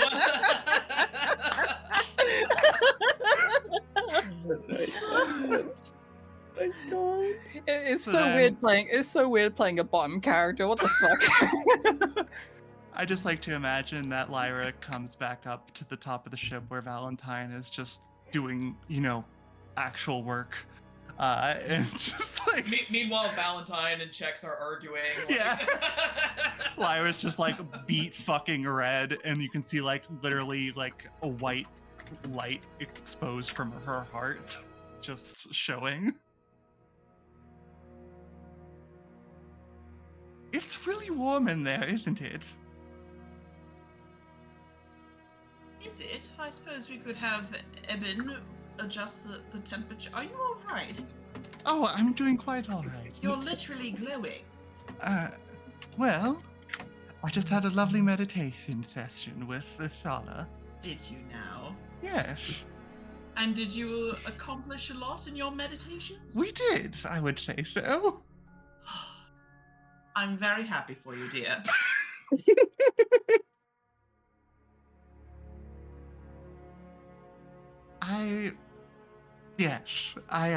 I feel renewed in a way. Is that so? Lyra, darling, as far be it from me to be thrilled for this latest discovery. I feel like I should warn you, however, as we are about to embark on a very long, very dangerous mission, to not get too muddied up in work and personal relations. I'm not. Well, I mean, it's just something that we would do to try and strengthen bonds between. That is how it works, dear. She's confused. I just found a renewed resolve in wanting to protect all of you. It's as simple as that. How good is she? Her meditation skills are quite strong. Dear, we don't have to put on the pretense, you realize. I am your sister. We meditated. I don't know what to tell you. Check, stop eavesdropping. I'm trying to have a private conversation with my sister. You say that, but you Let's hear do for the realize that tea. Chex still hasn't arrived at the ship yet.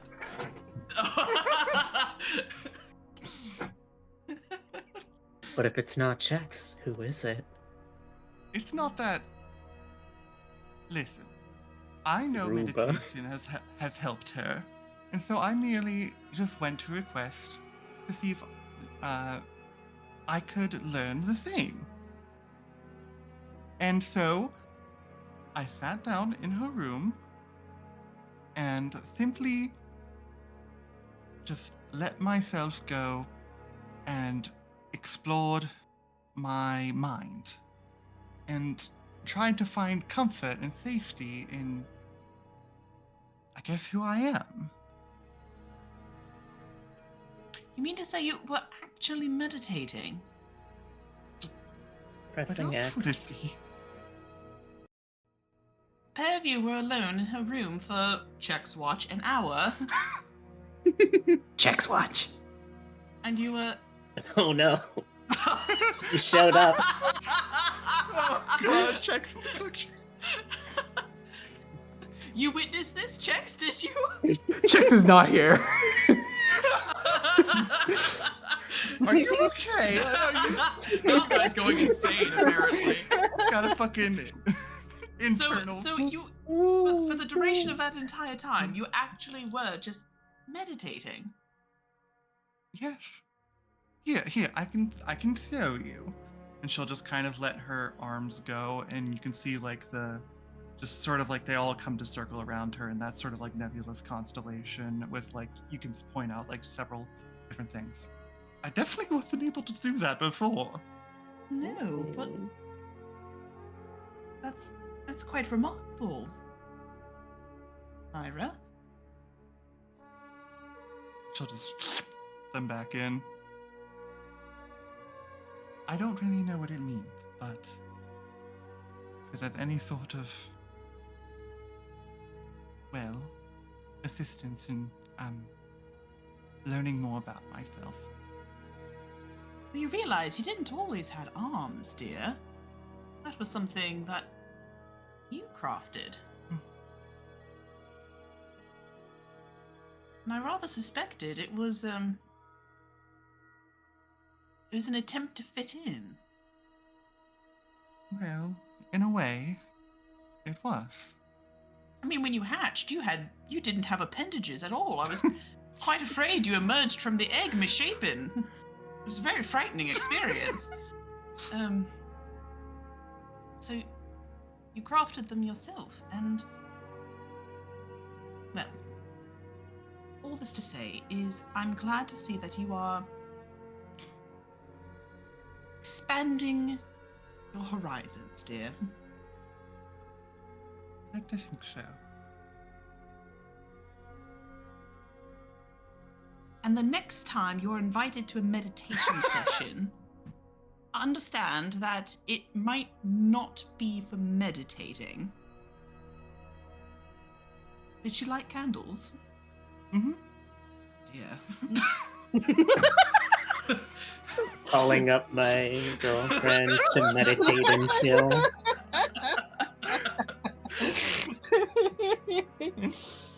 My God. Well, I'm very happy for you. I'm very happy for you both, but my I think I like girls.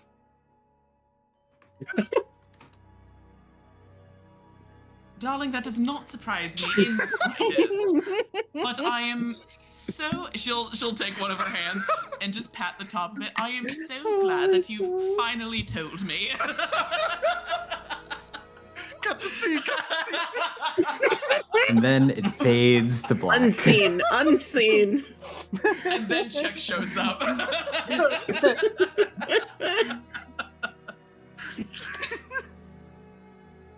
Everyone seems to get their rest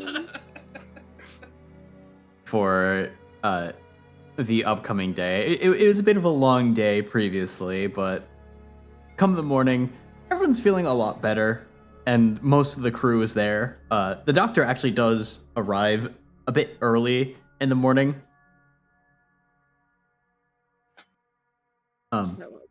But So surprisingly, I wanna be there to say hello. no checks just yet. Mm. That's concerning. So was Chex arrested? He said he'd be here Possibly. immediately.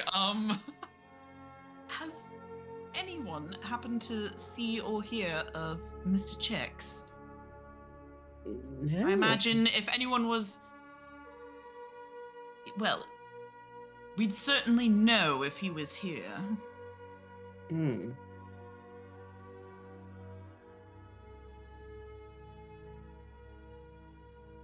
It is concerning. He did say he'd be here straight away. He seemed very enthusiastic. Where Are did you we end up sure finding he him? hasn't stowed away somewhere? He has managed to get aboard with surprising stealth before. Eben? Eben online.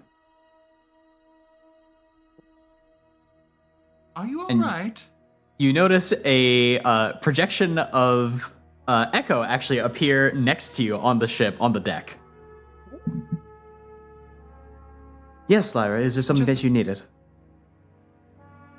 I suppose, considering our previous run-in with Chex, that I wanted to make sure that he didn't just immediately go and, well, fidget around with your operating system. Put it lightly. After receiving updates, I'm currently working on refreshing my memory. As a result, I do not feel entirely functional. I am currently processing 2 years worth of memories. Oh, goodness. Full of memories.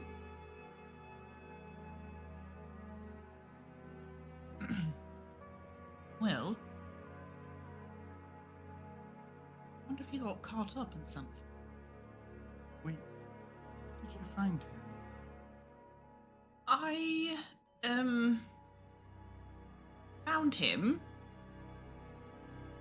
in the I don't know, part of the city. The place where we weren't supposed to go? Yes, the place we weren't supposed to go, but I assure you, I was most discreet.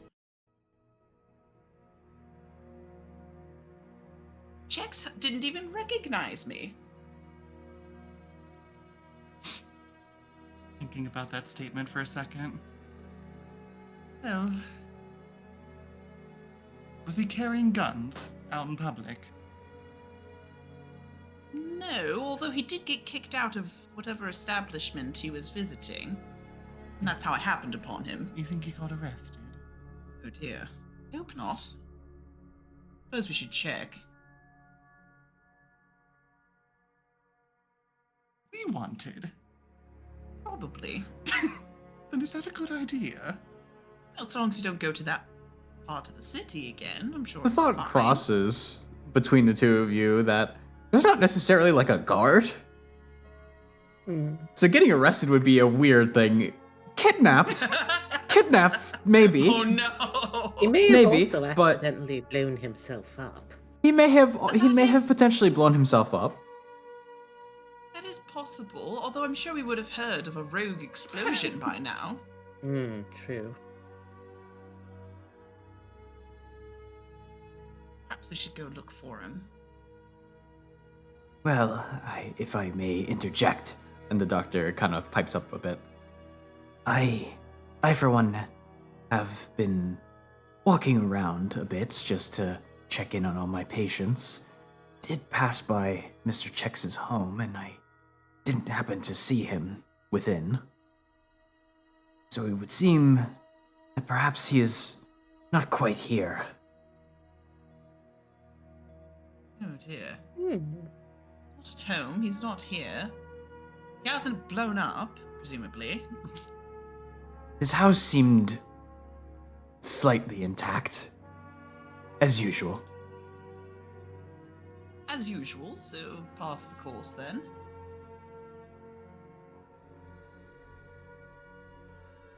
Hmm.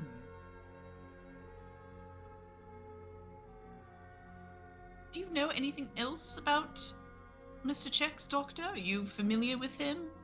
Where else he might be? Regarding his usual locations, if he's not trying to haggle with someone about gunpowder, which I have advised him to avoid gunpowder as he has quite the full lung of gunpowder. Okay. I believe he said he was attempting to become like a dragon, quote unquote. Perhaps I shouldn't have hired him. Are we better off leaving without him? I do feel bad. I promised him, employment, but I'm concerned about his health. If his lungs are full of gunpowder, we put him on gunpowder duty, the man might die. Oh, but he would go out exactly as he would have hoped, I imagine. What? If his lungs are full of gunpowder, one rogue spark and he'll just go up. Can kobolds breathe fire? Oh, some can, don't I think imagine. Oh dear. He's one sneeze away from dying at all times. It is a condition Catches that the common cold and it's over. it's a condition that's quite similar and happens very frequently down in sections of the mines. I believe they call it silicosis. Ooh. Poor fella's got the black lung. Something of the sort, yes. I feel bad leaving him behind, but now I wonder if it's in his best interest to do so. I'm rather fond of the little bugger. Does seem the rather vengeful sort. I'd hate for him to misconstrue this and swear vengeance on us for That is going true. back on our word. We don't really have a lead on to where he would be. Hmm. Besides, I believe I've heard from other people that have worked in the past that being late for the job, well, it's bad form. Hmm. Did we give him a time? He said he was heading over immediately, and that was yesterday. I asked him to finish up any business that he had on the fleet, which he promptly disregarded, and said he would be there immediately. As you all are discussing this, Robert comes up to the top of the deck, carrying a large duffel bag that seems to be fighting back, and dumps it out in front of everyone, and then quickly draws his weapon and points it at the small red creature, or orangish creature. Yeah, I found this guy trying to sneak in through one of the lower windows. Not sure if you're familiar with him? Chex is allowed to be here. You leave Chex on the ship. Goodness. Oh, there you are. We were wondering Yes. when you were going to appear. Thank you for your due diligence, Robert. However, yes, we are familiar with Mr. Chex. He is, as a matter of fact, a valued member of this crew. However, Mr. Chex, next time, I would strongly advise that, like everyone else, you use the gangplank and not one of the portholes. Chex install engines on Crystal Dragon ship. Ship go fast through the void. Yes. All right. I should have made our terms a little more specific. Chex no blow I'm up fighting. anything. Chex make thing that blows up itself, but it's not same. It's not same. While you are correct, Mr. Chex, there's no denying that. I am adding a few more terms to the conditions of your employment. Oh. For the safety of the crew and for the ship itself, if you wish to make any sort of modifications, I would appreciate it if you brought them either to me personally or one of my co-captains. Are we clear? Chex understand. Thank you very kindly, Mr. Chex. I have one more condition. Can Chex keep engine on?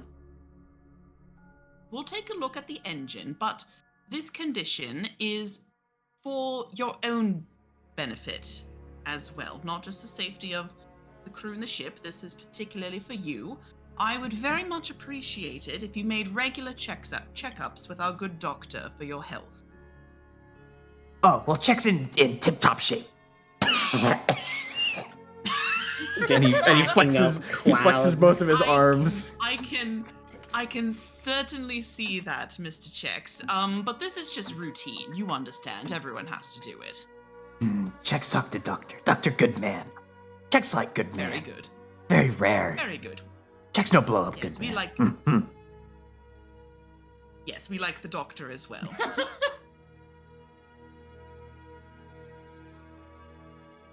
We're not letting Chex die. Nice. And Chex just kind of struts his way back into the lower decks. How flammable is just the air since he's exhaling trace amounts of gunpowder? As you were referring to the engines earlier, you see Echo sort of appear as a somewhat larger construct, and just sort of just like put her hand underneath her chin and just shake. No. Like don't do it. Right, I think we need to be rid of this slapdash modification engine. What do you think? I believe that would possibly be in the best interest. I can see about having Robert or perhaps Alexander working on remove those. Very good. And my apologies for the inconvenience, Echo. I did not realize he would be quite so enthusiastic. Indeed. Well, it seems that I'm starting to regain aspects of my personality as time goes on. Before I was almost a shell of myself. In fact, some of my memories are beginning to return as well, as Evan is working on repairing my memories as well. A sort of joint memory reparation, if that makes sense. I see. Well, it's good to have pieces of yourself back, I imagine. There's quite a lot of memories to go through. Indeed. As far as how far back mine go, my apologies, I believe I still have some echoing going on within my systems. My personal memories seem to only extend about 12,000 years. Yes, that's still 12,000 quite a bit years. more than we're used to. Indeed. A bit of on and off, not quite active all the time as I would like. It seems whenever my system was offline, I went into something of a sleep mode. But I get glimpses, visions almost, if that makes sense, of past life. But that would make no sense. I'm a hollow. We are made this way. We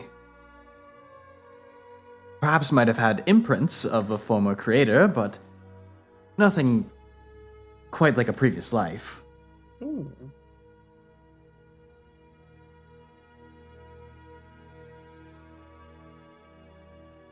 Well, whenever you have access to those memories, I'd certainly be interested to hear about them, should you be willing to share. Indeed. As I and Eben are at your service, please, if you need anything, you need only ask us. And she gives a very, very polite bow, and then the hard light projection disappears. 12,000 years.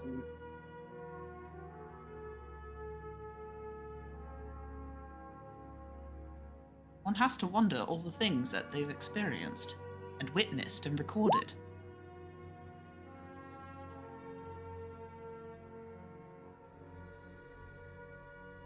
As of this moment, the entire party is currently present, minus 2 passengers as well. Well, co-captains, do we find ourselves ready to signal the last of our passengers?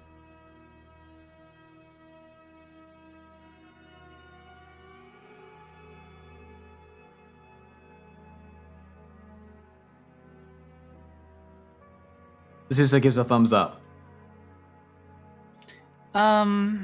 I think we made the last of our preparations that we needed, so I think we're basically good to go.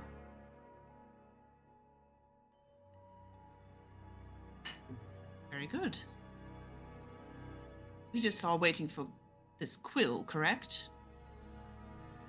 I believe so. And, I believe it was Quill and, the, Mist. Mist, yes. Achala, you actually are the one who has the beacon as a present. Ah, makes sense. In that case, with that, I'll kind of hold it out and just kind of give everyone the, shall I? Believe so. All right. I will hit that button. It doesn't take long, relatively within the span of a half an hour. The quiet docks are not usually frequented. You actually got a pretty good deal on where your Crystal Dragon Spelljammer is stored. And find that not many people, if almost any people, it's a very secluded area. When you notice a somewhat large old man, very hunched over with a very large hump in his back, is slowly making his way over to you and kind of gives a look around, and then takes off the top of his cloak, and his beard shoops back into his face, and a extremely fluffy set of green hair pops out the top, and it's revealed that he was disguised, and it is Quill and Mist as they begin to make their way approaching. Mm-hmm. These are the expected passengers? Indeed, they are. Very good. Valentine will approach the two of them because she has yet to meet them properly. And Making their way up, Quill is going to reach out both of his hands towards Valentine and just give a sort of smile and a nod. It's a pleasure to meet you. likewise, Mr. Quill. And- Mist, we are happy to have you aboard as well, dear. The tiny little child kind of sitting on his shoulders kind of tilts over to the side and gives a very bright smile that you feel a strange warmth within you upon seeing the smile, and a tiny little hand waves in your direction. And she lets out a little and holds back onto Quill. adorable. So cute. Well, welcome aboard the Crystal Dragon. Please make yourselves comfortable.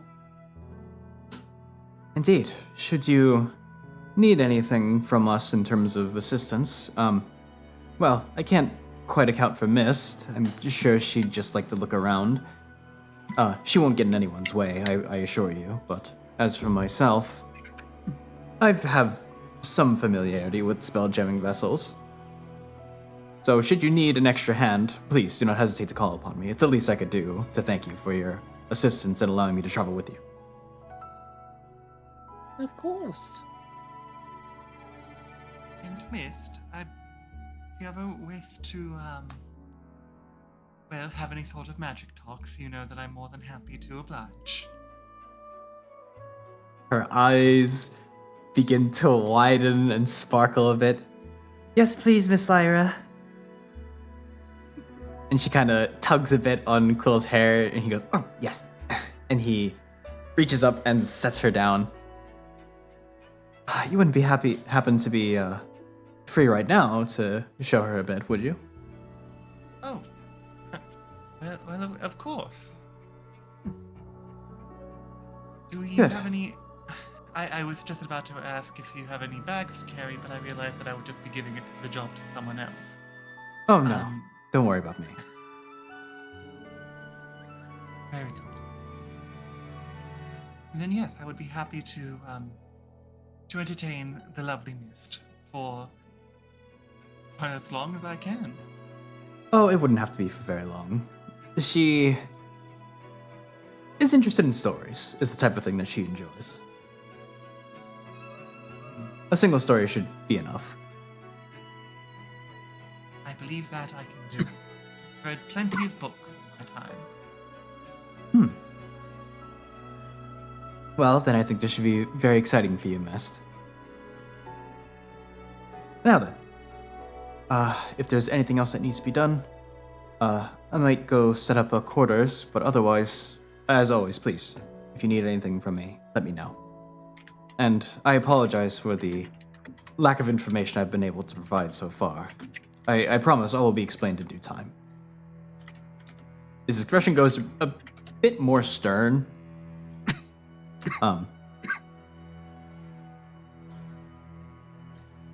But he seems to sort of lighten up as he turns back towards Mist and just plays with her hair a little bit. We are nothing if not understanding of a certain level of discretion. I imagine you would be. Well, I apologize for if I concerned you to any degree. I imagine it's hard when you're working with something of a secret organization only to be called out by name.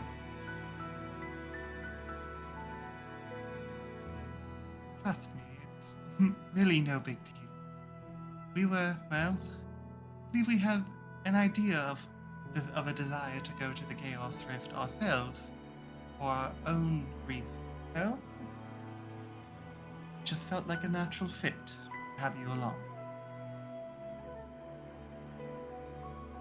Indeed. Well. Thank you for your hospitality. And he gives a very, very long, polite bow.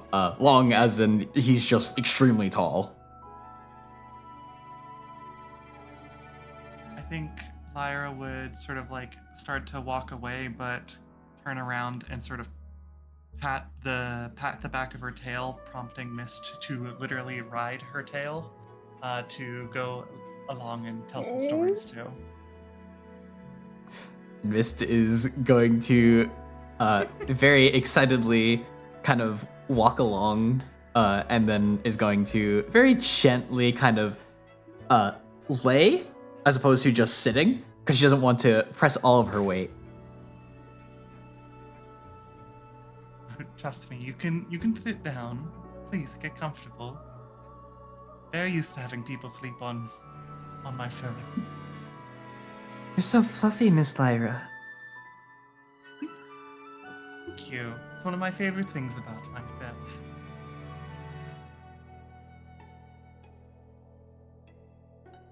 It doesn't take. Tell me, Okay. go ahead. I was just gonna add a bit of flavor before going Oh, yeah, on. no, go ahead. Is there any sort of story that you would like to hear?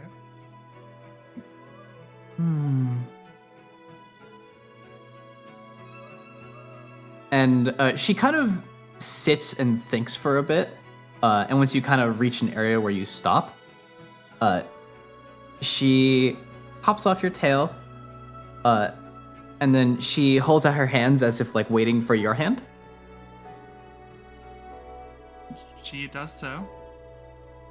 Can you tell me about this one? And she points towards one star in the center of your palm.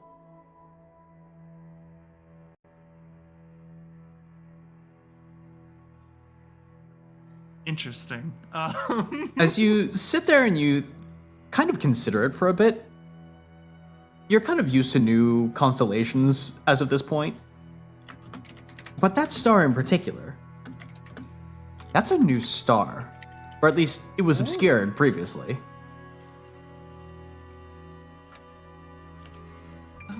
I'm afraid that I'm not exactly familiar with exactly what every star means, but she'll just kind of take a second to look to see if it fits into any constellations nearby. You're kind of trying to figure out where it would go, and you're kind of trying to rearrange your hands and your arms to see if you can kind of fit it anywhere. And as you place your hand towards your chest, it seems to almost match up with the little star that's growing in the center of your chest. And you realize that one star can see every constellation, as if that place would be the source of where all of your stars would be seen. I think she would just kind of sit there and sort of process this soft realization, and then proceed to tell her a story about just the life cycle of a star and how it watches civilizations come and go, and providing warmth to all that it can, and making sure that it can just be as helpful as possible. Lyra, take a point of inspiration. Okay. I talked to children. Yeah. You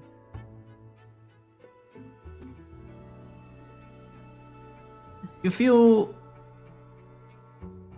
happy explaining all of this to Mist, and she seems incredibly overjoyed to hear this story from you. And once you sort of kind of conclude, she gives you a bright smile and gives you a hug. Thank you, Miss Lyra. You tell really good stories. Thank you. Please go.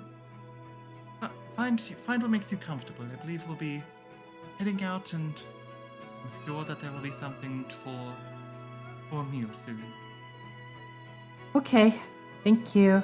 And she sort of opens the door and looks before she runs out. She kind of looks both ways, and then she grunts.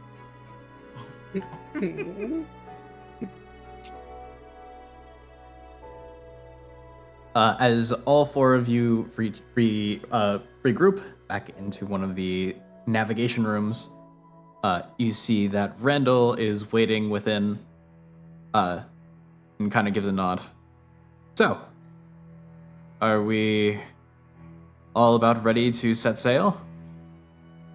I believe all our preparation should be made, and the engines that were attached, those should have been removed. Very good. Yes, all that aside, I think we are ready for takeoff.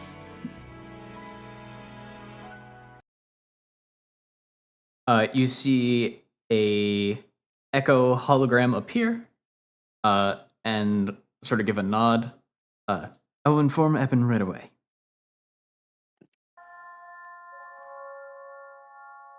And before long, the ship begins to take off. and ascend into the nebulous fog of the space storm.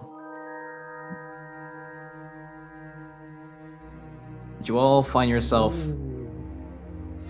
in the very corner of Star Chaser space. As mentioned previously, the location you want to go to is off in the distance about here, which means that you ideally want to head for this red star. There is a bit of a longer route that you could take, and it's a bit more of a scenic route. And you do have a couple of options as to where you would go. But you could also go in as quick of a path as possible and try and potentially shorten your journey. So, funds certainly are not quite a concern. I do think expediency is key for a voyage such as this. I'm inclined to agree, considering we are contracted to get someone to some place. I don't think they would appreciate if we took our jolly time with it. Right, so shall we try to be rather direct with it then? I believe we can. I think as quick as possible, barring any unfortunate Unforeseen circumstances. delays, unforeseen circumstances that might arise. Which I'm sure will happen. They will happen. It's only a matter of time. Simple matter of doing business.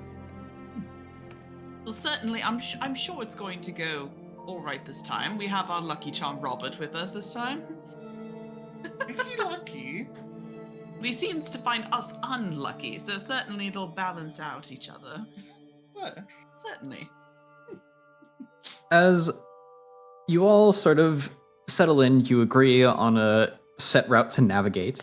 You begin to take off, and it doesn't take long to leave the system of the Federation. It only takes about 3 days. As the Federation, or not the Federation, the Star Chasers had only been there for some time.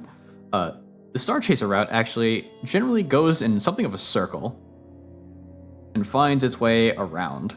After some time, if it finds that perhaps there's too many Federation vehicles going by, it heads to a separate part of a nebula. But these are the safest routes that one can assume within the nebula. Progressing forward from the single orange star that had previously lit the fleet, as the ship makes its jump on the third day, you arrive at the edge of a bright blue solar system. And all of the planets seem to be bathed in some form of blue light. Ashala, make a history check. Oh boy. Oh no. You'll do fine. See? Natural 20, 24. Oh no. Easy. I was Game's nothing easy bad. if you roll well. Oh no. As you go onto the deck to see the jump, as it's something of an exciting time to skip from one system to a next. As soon as you arrive in the system, you recognize it instantly. Uh-oh. And you begin to panic just a bit.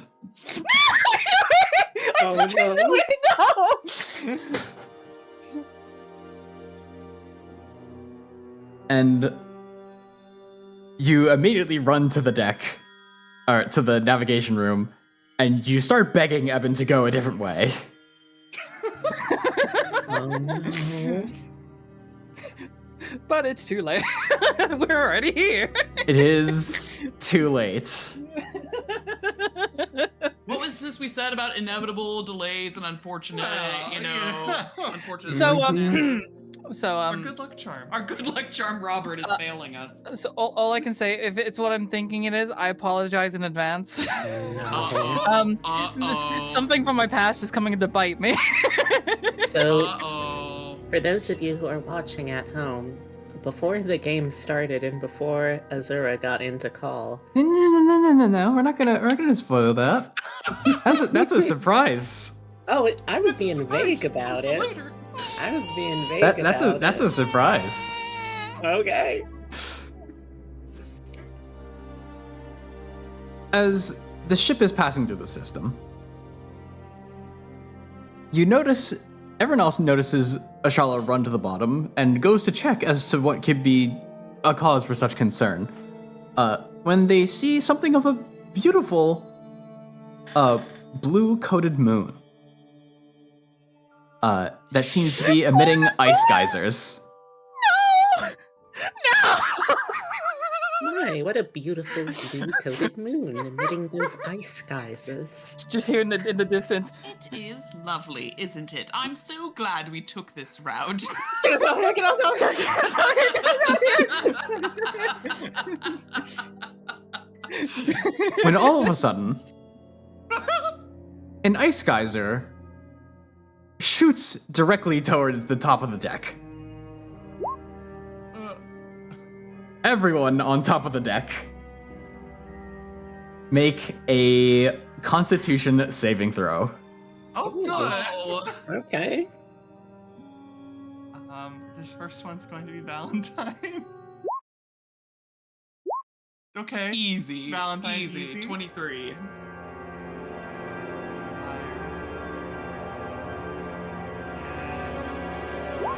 19. Okay. That's pretty good. Okay.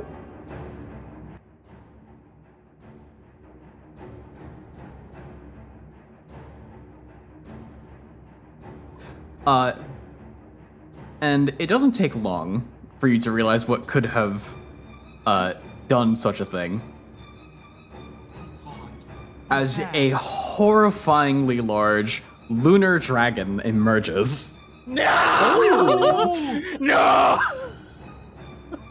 Well, guys, I enjoyed this campaign. I don't know about you guys. I don't know about y'all, but I had real fun. I had a lot of fun. Oh, goodness. Killed your family? We're so fucked.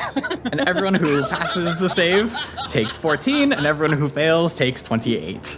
What was the target okay. number? What was 18. the- Oh, Okay. okay. We're Okay. both okay. I don't know why I have 10 HP. We could probably that's delete valid that. from a previous thing. Everyone roll for initiative. Okay. Okay.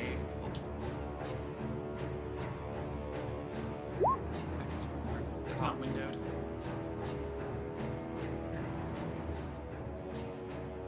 And then you can go there. I just remembered that I have significantly less HP now. But you have inspiration. I do have inspiration. Ow. Fortunately, all of the deckhands were at the bottom of the deck and will be going at bottom of the initiative. But luckily avoided the blast. I believe Okay. it didn't roll initiative or...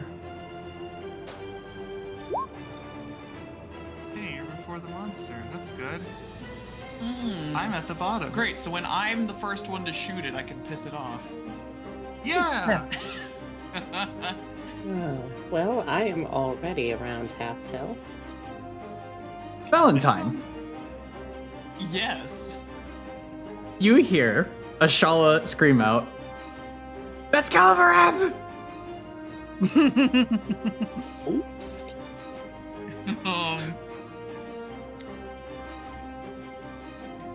Oh god, what do you even say in this situation? Just Do we fight it? Do we go around it?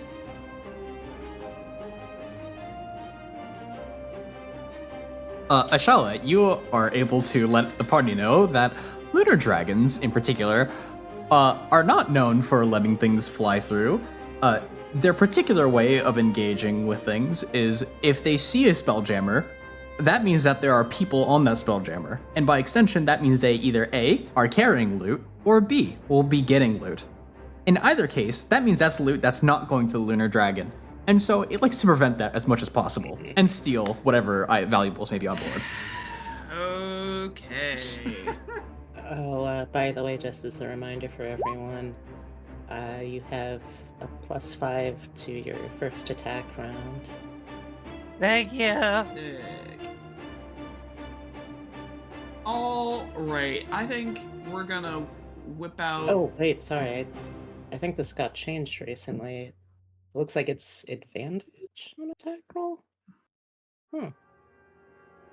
Oh, whatever. Either way. Oh, yeah.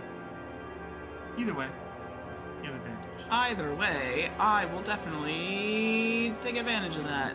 And I'm going to try out my new laser rifle, I think. Because that does more damage. So yes, I'm as far up as I can possibly be, it looks like. So that's pretty much where I wanna be. I'm gonna line up my shot and try to hit it.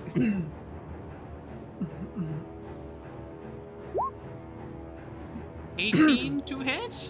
You have advantage. 22 to hit. I believe a 22 will hit. Let me double check. I apologize. I have several You sheets. guys were so cooked. Guys were Yeah, cooked. yeah. Yes, just a 20, waiting. a 22 will hit. Oh, Hot good. dog. I'm just waiting to be swallowed whole in the first round That's- of combat. 14 radiant damage. Okay. I don't know what this fire recoil is. Is that also more damage to it? Plus No, that's on the off chance that you happen to be doing fire damage towards if your I weapon see. overheats and you fire it twice in a row and continue firing without venting. Yeah. I see. Okay, so then Okay. 14 radiant damage. Yep. Solid 14. I do it again. So here's my second shot with it. Better. 20. A 20 will hit. Excellent. Excellent. Ooh, I'm gonna re-roll that damage with my piercer once per turn, because that was kind of poopy. I can re-roll one of them. So let me roll 8. That's Just one more damage. one more So damage. 10. So 10 damage. Okay, you sort of run up to the front, taking initiative, and you fire off 2 shots directly into the face of this dragon. And it lets out a bellowing scream that you seemingly can't hear because of the vastness of space. Yeah, in space, no one can hear you scream. I'm going to back up a bit. Is there like a position like around here, sort of crow's nest adjacent, that I could sort of perch myself into? It's not visible, but I want to say that yes, there is a crow's nest on the front. Okay. So you can begin climbing that. Yep. And that'll be my turn. Up next is Quill, who is going to sort of dash out from the lower decks, kind of look around and see that the entire ship is encrusted in ice, and is going to reach out his hand to the side, and a large staff is going to appear in his hands. And he is going to very quickly run through some of his options, and is going to cast a Mass Cure Wounds for 17 points of healing. Thank you. That should cover everyone, I believe, within the range. And that is all he will be able to do. Zuza, you're up. Wow. Okay. not exactly the sort of welcome I was hoping for, dealing with dragons again. Alright. How far away can Ashala hit things? Let me check. I have a range of 60 feet. Alright. It is a bit out of my range. It looks like we have everyone on one of the weapons. It's been ages since we done ship combat, but if I give someone additional attacks, what that actually does if they're on those weapons, was it like It allows them to removes distribute one their of- actions, yes. Okay. And since Eben has been working on upgrading the ship, the actions that they have to take are reloading and firing. Okay. Though for individuals manning something like a mangonel, that might take a bit more work.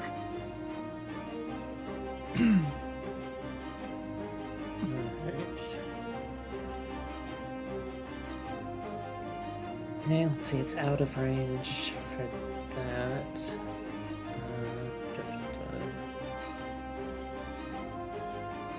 Sorry, I had Draconic Awe, so I wasn't as focused on prepping all of this as I should be.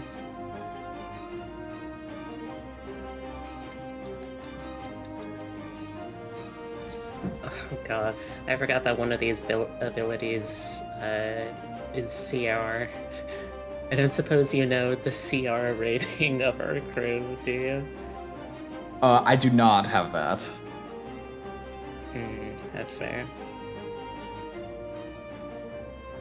Alright, well, let's start by trying to get moving a little bit. Through 1, 2,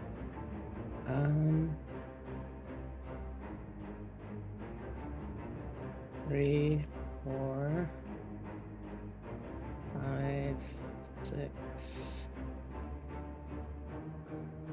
7. Let's see, and it looks like I assume the initiative for this one character also covers the crew as a whole, or? No, the rest of the crew are going at the end of the turn. Okay. So after Lyra. Alright,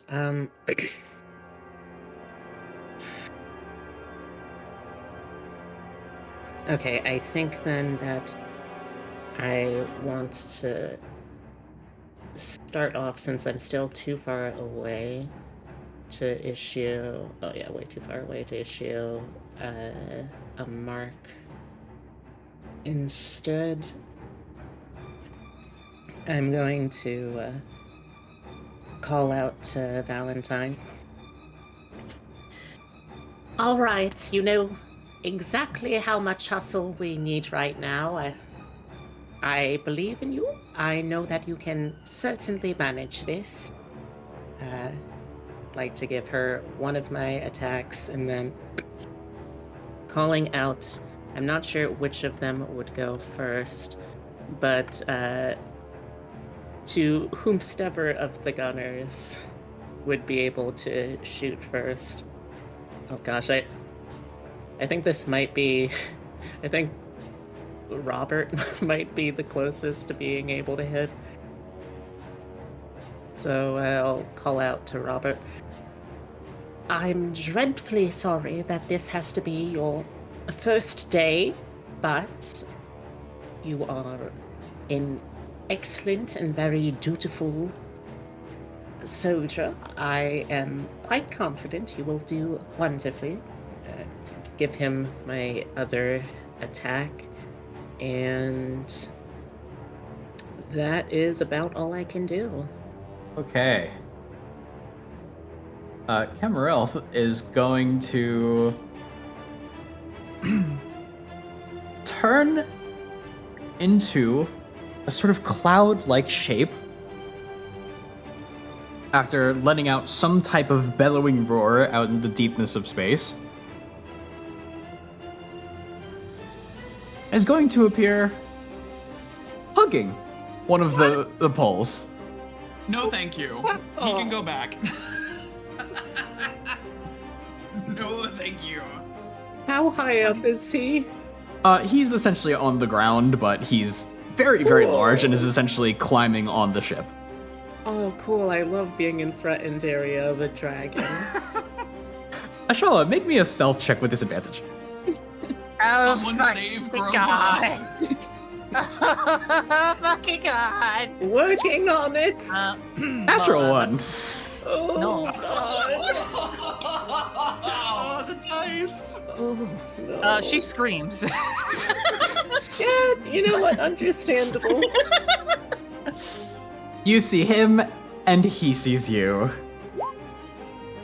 He is going to multi-attack in your general direction. No, he hates me! Oh!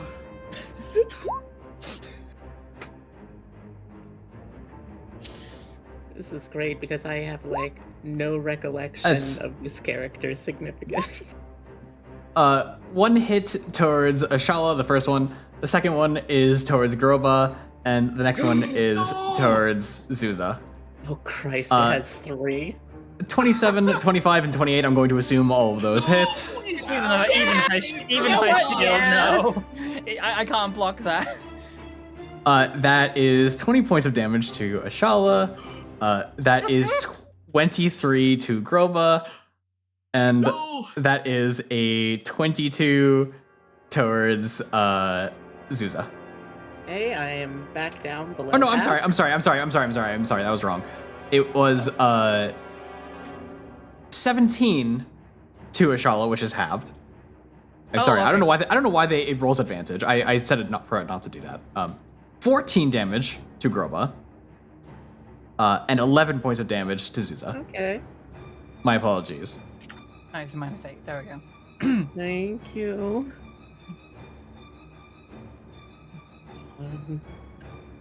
And it is going to roll a 1-6. Oh, very nice.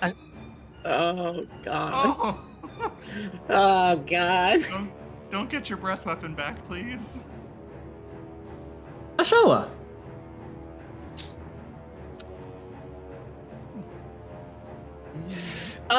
From my last encounter with him, do I remember Psychic even working on this guy? Psychic damage does in fact work with him. You remember that you had a wizard friend who you were actually quite close to, who tried casting an ice spell. It did nothing. Kemerelth rolled up and then ate your friend right in front of you. Oh. Oh, great! PTSD right in front of me. Anyways, let me get my sheet. You know what? I think this is probably what I feel like she'd be doing. And despite the fact that she's scared, she'll probably take this opportunity to, because we are in. I do have someone next to him, so I do have a chance to hit him. Mm-hmm. You know, to try and guarantee this hit, I'm going to bonus action aim. Okay. And it's a steady aim. And I think it just mentions weapon, is it? Mm-hmm. Your next attack roll on this current turn. Cool. I'm going to. Wait. This is still the first round. You already have advantage. Oh, from, that's true. I don't. This I is don't true. need that Yes, so then. you don't need that. Okay, ignore that. You then. could In that case, you could use it for your. Actually, no, you can't use it for your bonus attack because that's your bonus action as well. Yeah, that's fine. I'll attack with the serpent dagger. Wait, what? Hold on. What? Okay. Oh, it did roll. It did roll. That's fine. Okay. Okay. So. That is a 16. Oh, it's whip speed. Yes. Yeah. I wonder what that was. So ignore the 1. A 15 unfortunately will not hit. As it sort of embeds into his face, you can almost see a Grinch-like smile grow upon his face. Oh, you fuck. because I did the serpent dagger, I can't do the offhand attack. So I think I mean, she tried attacking the thing and it didn't do nothing. She's gonna probably take the disengage action, I think, Okay. Fair. as a bonus action and dip because she only has the one attack. Okay. Lyra, you're up. Okay.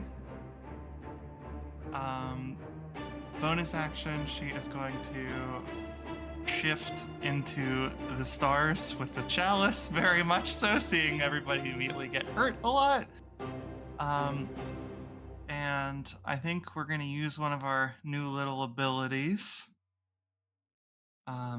Just a little something, but I'm going to do, it's going to be 1d8 plus 8. Oh, I didn't roll. That's fine. The worst. 1d8 Oh, plus that's 8. nice cute.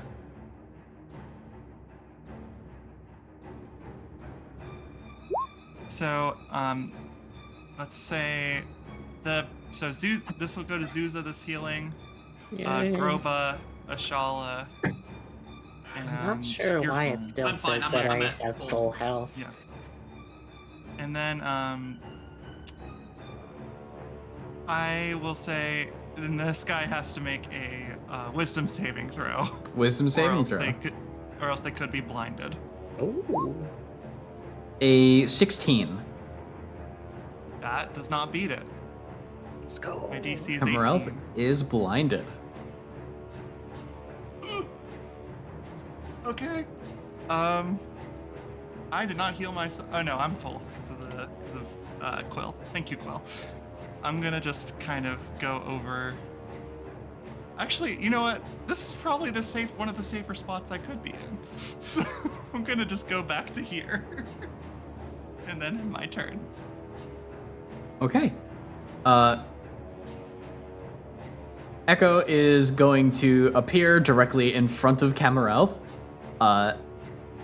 and is just going to kind of just sort of hover and fly and just kind of like batter at him, not necessarily doing anything, but sort of distracting him. And you hear a voice call out over the intercoms, "All units, take fire!" What? And all of the cannons on the Crystal Dragon begin to turn towards the center of the ship, aiming towards the legs of Camarel, and are going to fire. 2 bolts with advantage. Both will hit. Yay. And one mangonel stone is going to take a very obscure angle and will roll normally. 15 will not hit. It just sort of flies off into space. But the 2 bolts are going to hit for a total of 24 points of damage. I believe you gave an extra action to Robert. Yes. Robert is going to scream out, "I hate my luck!" and is going to load in another bolt, action surge, and blast off another bolt. Let's With go, advantage. Robert. Natural 20. God damn! I told you he was lucky. You did. And that is another 28 points of damage. I'm God damn, exceptionally proud of you, Robert. I knew you had it in you. Where are the other bolt rolls? I don't see them anymore. Oh, there they are. Actually, no. Wait, yeah, they are. Oh, there they are. Minus.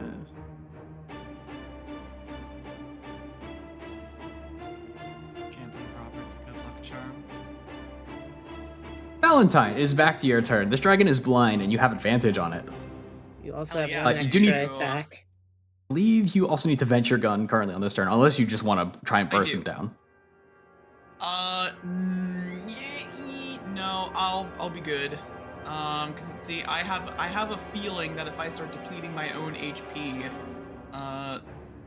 the dragon's just gonna kill me. So Fair. He does a lot of damage. so setting aside the laser rifle for now, propping it against the railing of the crow's nest. I whip out my other musket, and I will try to hit it with that.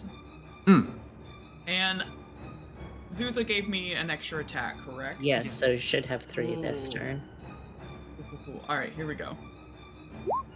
That's a 22. 22 will hit. 14 piercing damage. Nice. Okay. Or 28 for 15. 26 Let's for go! another 14. Pretty good. Third hit. Okay, big damage, big numbers.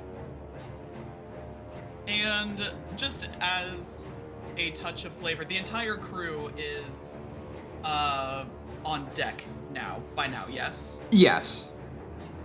So I think this will be an opportune moment for Valentine to be like, Chex, you may fire when ready.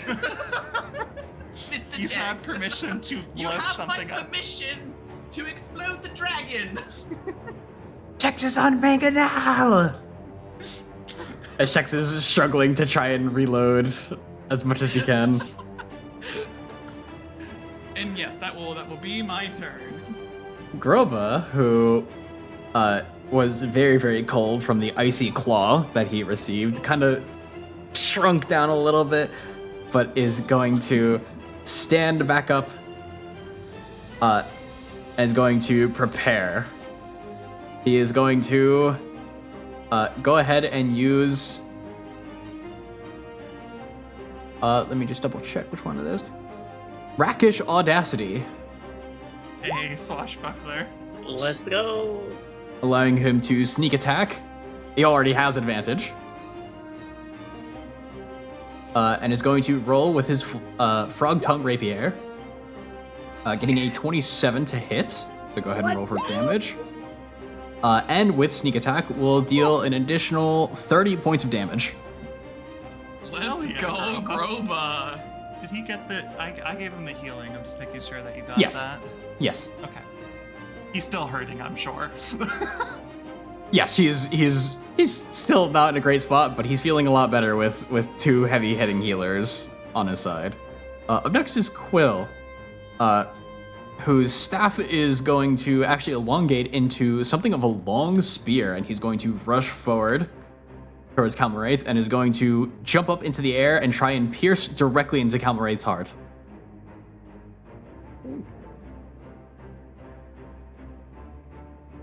And I have to check his stats on this one because I forgot to set this one up.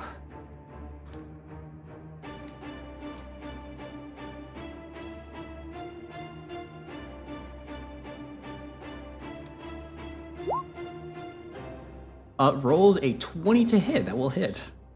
Damn.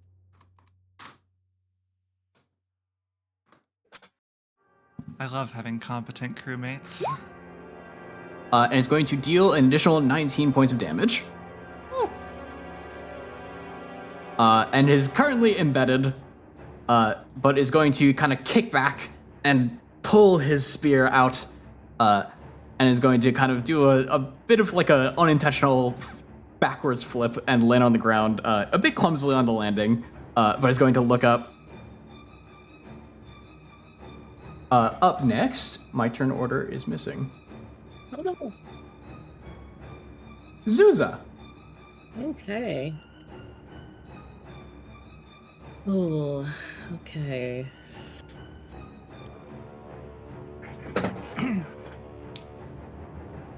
Alright, well, as much as I'd love to get some sick, nasty stabs in, it's not really what this class is made to do. So I think instead... You always could. Gosh, you know, you're so right. Oh. Alright.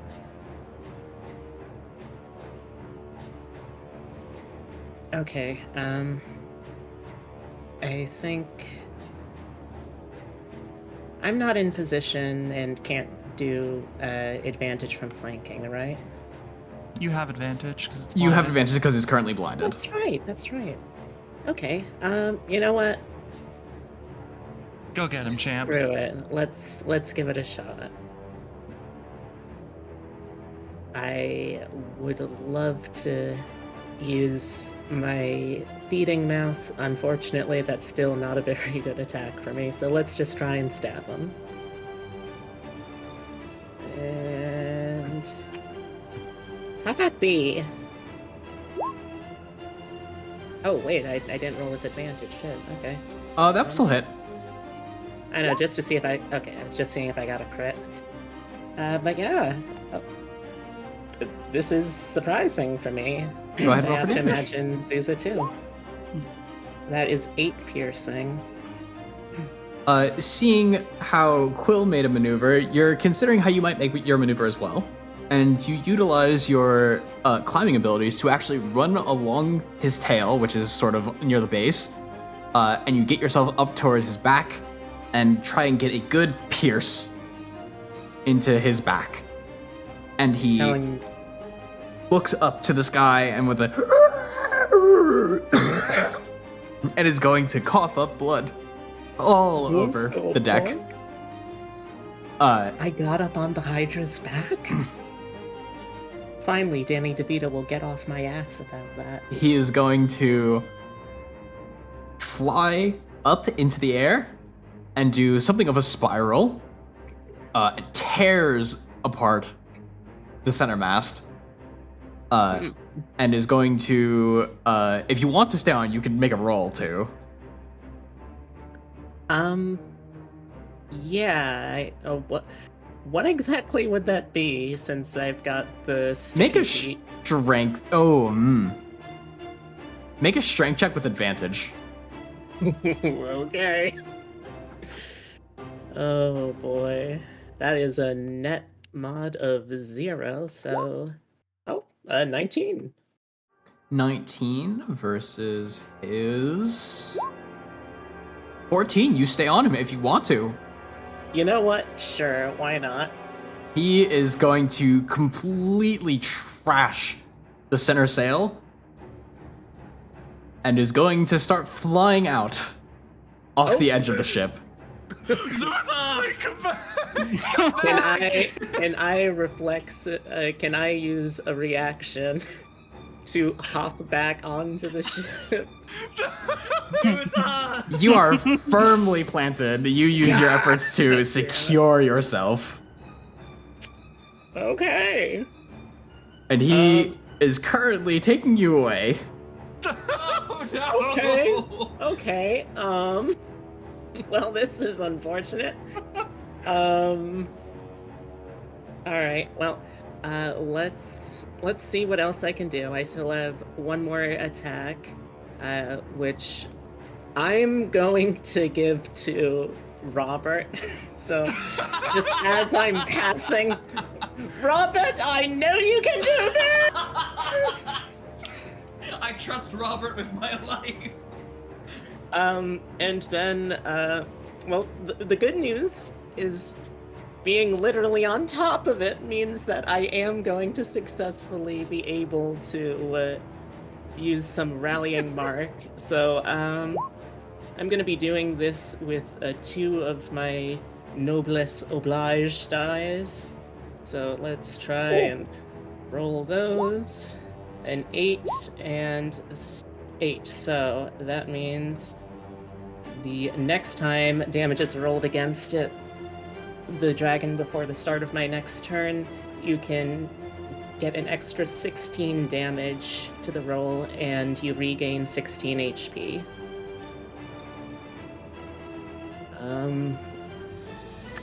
Okay, well. Ashala, you're up. Just Oh, boy. this void kind of pouring out of me now. Just, if I'm going to go down, you are certainly going with me. Yeah, not gonna lie. See my friend being whisked off into space, like Again. the last time. Again. No, I'm going. Seeing as I do have an ally next to it, I'm going to just make a psychic. I'm going to throw my psychic blade at it. Normal roll. Actually, you know what? Fuck it. I'm You have spending that. advantage. We haven't. Oh, we have an 'Cause advantage. it's Okay. blind. Oh, Yes, he's that currently is blinded. fair. He did not make an attempt to remove his blinding. It That happens is at the fair. end of my turn. That it just goes away. Got okay. you. Mhm. So in that case, I will roll with advantage. Eh? Oh. Why? She's too traumatized. I am. I'm fucking sick of this thing. Like seeing this thing like come back and to haunt me. Just no. It's okay, I don't blame you. There's no sound in space. You don't know my trauma. We just see Zuza screaming. We can't Oh, hear her though. It is I- so fortunate and- that as the only member of the party that doesn't need to breathe, No. I'm the one that left the Oh, atmosphere God, here. so true. Oh my gosh. God. The dice are telling your story for you. They and- really, they really are. And just seeing them like not make that mark, like at this point, I think I would 1, 2, 3, 4, 5. I'll try to get closer, like, but I don't have a dash anymore. All right. So yeah, I'm just watching my friend like fly off into the distance. Lyra. Mm-hmm. You're up. Okay. So kind of panicking seeing that. Can I Lyra also kind of- just say, like, between this and the baby Tarask. Tarask fight, like, I feel like I am the designated distressed damsel of the party. Kinda, yeah. Lyra's just going to be, panic as she sees Zusa fly off, and is going to essentially reach out her arm, even though, it is what it is. But sort of with her newfound powers, she has a new spell. It's called Rescue. Ooh. So I'm going to pull one willing creature within range, which she is Yes. exactly 60. Ooh. Saved. And I'm going to just yoink, like my arm just kind of like the stars of the sky kind of come into it and just basically Mr. Fantastic my arm and just Oh, that is so yoink her the cool. hell back right next to me. Yeah, I mean, And yes. there's definitely a sense of Zuza's bloodlust that, the wolf wants to be fed. But yeah, no, she's not going to fight that. So maybe feed the wolf from a safe The distance. wolf is hungry, but the wolf still wishes to survive. Yes. So that's bonus action.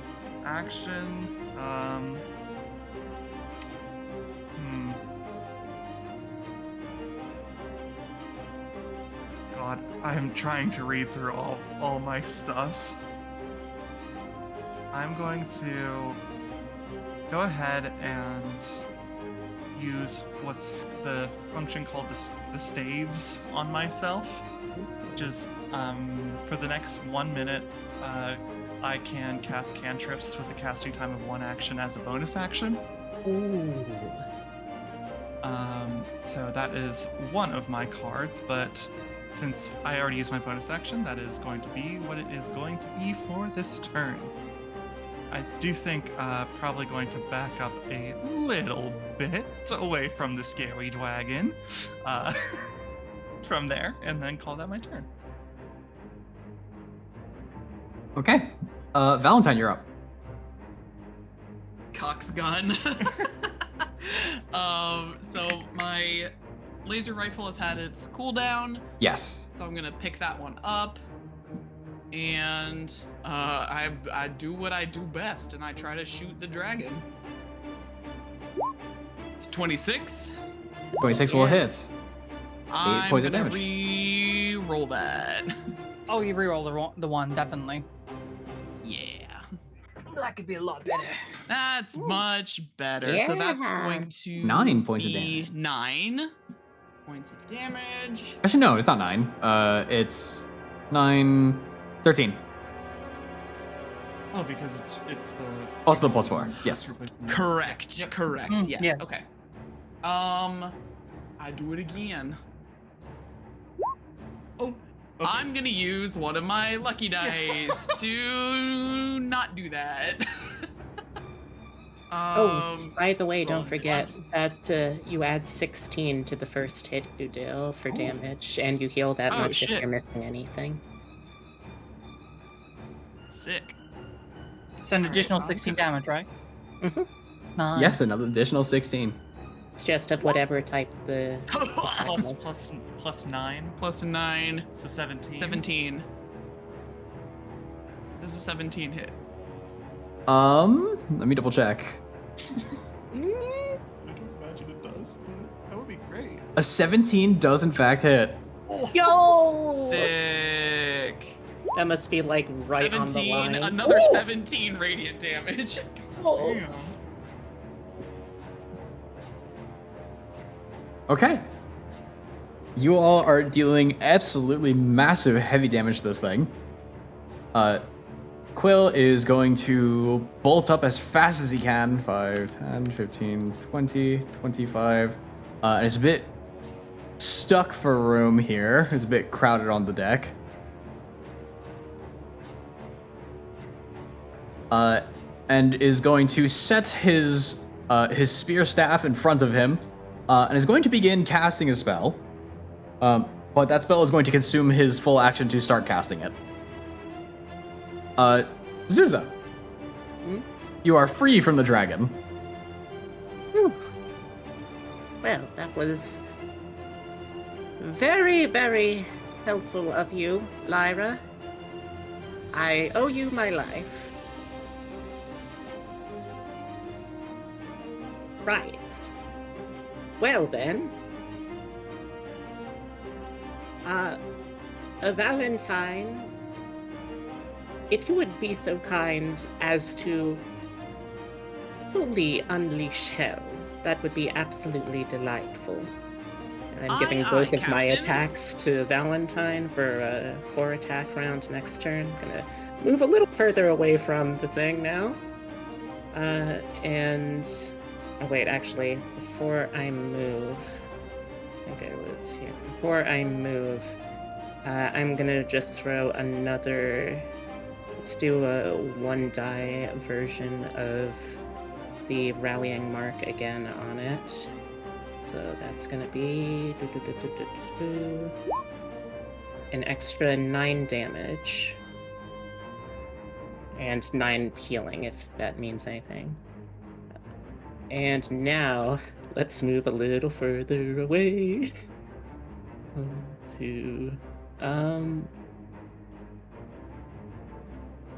yeah, 3, 4, sure. Okay, I'm good. Okay. It is now Camarail's turn. Don't. And he Oh, is we're getting breathed. he is going to turn back, bloodied, full of Yup. ballistae, and just wounds all over that are hardening as soon as he goes out into the frozen waste of space. That little shit. And you get a sort of glare from his eyes as he turns back into a cloud and disappears, going back towards the moon. Howard. We didn't get. You have successfully fended off Camoraith, the Lunar Lord. Oh, I was really hoping we were going to be able to murder that terrible little brute. Would have been quite the trophy. Is everyone all right? Yes, is no one is hurt, yes? And Quill is just kind of like looking around a bit frantically, and ceases casting his spell. All you hear is a I don't know if that picked up. Yeah. Hold on. Yeah. All you hear is just as Ashala just falls unconscious. Oh, God. Shala. Will is going to rush over. Same. Walk The down adre- the side of the wall. The adrenaline's wearing off now. If her hair could go wider. Valentine will promptly fetch the doctor. Robert is going to turn. Wounded? Does this happen every time we go out? No, I promise you this is an outlier. Do I He have to is roll going anything for to that, or slump back into the chair that is attached to the ballista. And almost pass out himself, but mostly just out of exhaustion from exerting himself so hard to make sure he gets his shots out. I think, looking over Ashala, does she have any wounds? Or is this just purely just mental boom? She's fully healed. So no I'd like wounds. to give you an advantage help action on the medicine check to rouse Yeah. her. Everyone she make a would- perception check. Oh, Okay. okay. That's worrying. 9 from Lyra. That's a good start. Oh, I am so glad that I didn't bring Zots with me. 8. And an 8 from Valentine. I don't see. Oh, shit. That's a nat 24. Zuza, as you are rushing over to go attend to Ashala, you notice Alexander gets up from his gun and, without saying a word, begins to run towards the back quarters. You notice there is a slight liquid trail that is following behind him. Oh, buddy. As you realize, Oh, bud. he was just a sailor who has... His worst threat has maybe been another human attempting to threaten him. Poor guy. Oh, Look, bud. He is having a very bad day right now. Despite what it You're telling seems, me. she doesn't hate him. So, obviously she's gonna be like, oh, poor guy. Poor bastard. I think Lyra was too focused on medicine checking But yeah. Ashala. Ashala Help action for that. is just frothing at the mouth. I'm gonna go ahead and just roll one of these with the help action for dirty 20 to check on her. Ashala is doing fine. Just a lot of stress. I think Lyra would just very softly just kind of put her hand on Ashala's forehead and just do her best to just rub off the sweat and make sure that she is okay, but just looks over at Quill and probably just says, I think we should likely get her below deck to rest and recuperate. Yes, I think that would be a good idea. Miss runs up, eyes a bit wide, and kind of just looks around. Is the dragon gone? And Quill turns, yes, the dragon is gone, and he pets her head. I would go back down still. He goes, okay, and she runs off.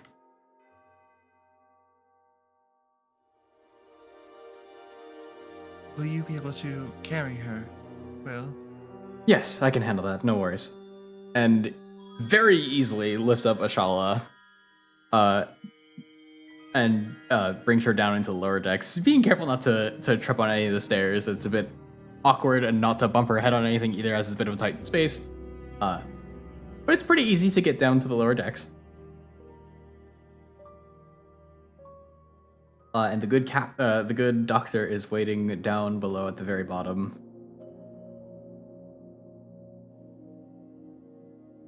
And is going to begin tending towards Ashala. I have no idea what happened. It seemed like she was fine. Perhaps a little adrenaline rushed. and then she just collapsed and she started foaming at the mouth, and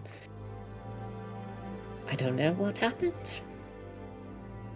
Fear does interesting things to us, I would say. And Quill just sort of sits, looking a bit concerned towards the door, but shakes his head. She'll be alright. I'm certain of. That's good. I'll stay and keep watch. Well, I don't know what I'm keeping watch for, but I just think I want to stay in the close No, proximity. it would be good for her to see you first. Indeed, that I think it would. And he gives sort of a smile and goes, "Alright, Mist, come on." Mist just sort of goes along with him, and they go back towards their quarters in like the middle deck.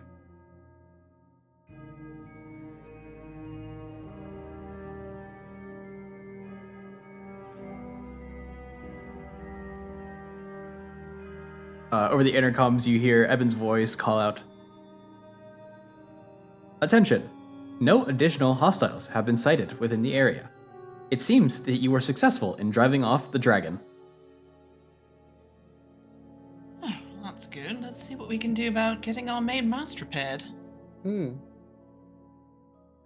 And you see Alexander walk over with a different pair of pants. Don't worry about that. I think I can handle that. Oh, you were quite brave. We're all very proud of you. Yes, quite. Don't mind me. And is going to run his way up to the top deck and is going to climb his way up and start working on the sail. Not that it necessarily matters, as it's purely just for excess speed, which the Spelljammer can already pretty much handle. Well, yes, but what good would it do to have a visibly tarnished ship? It's the aesthetic. You have to have the aesthetic. First impressions. This is Plus, true. we very well may need to run away from something else. If that dragon had attacked us with our main mast already down, I think he would have gone further, you know? Yeah. Emboldened.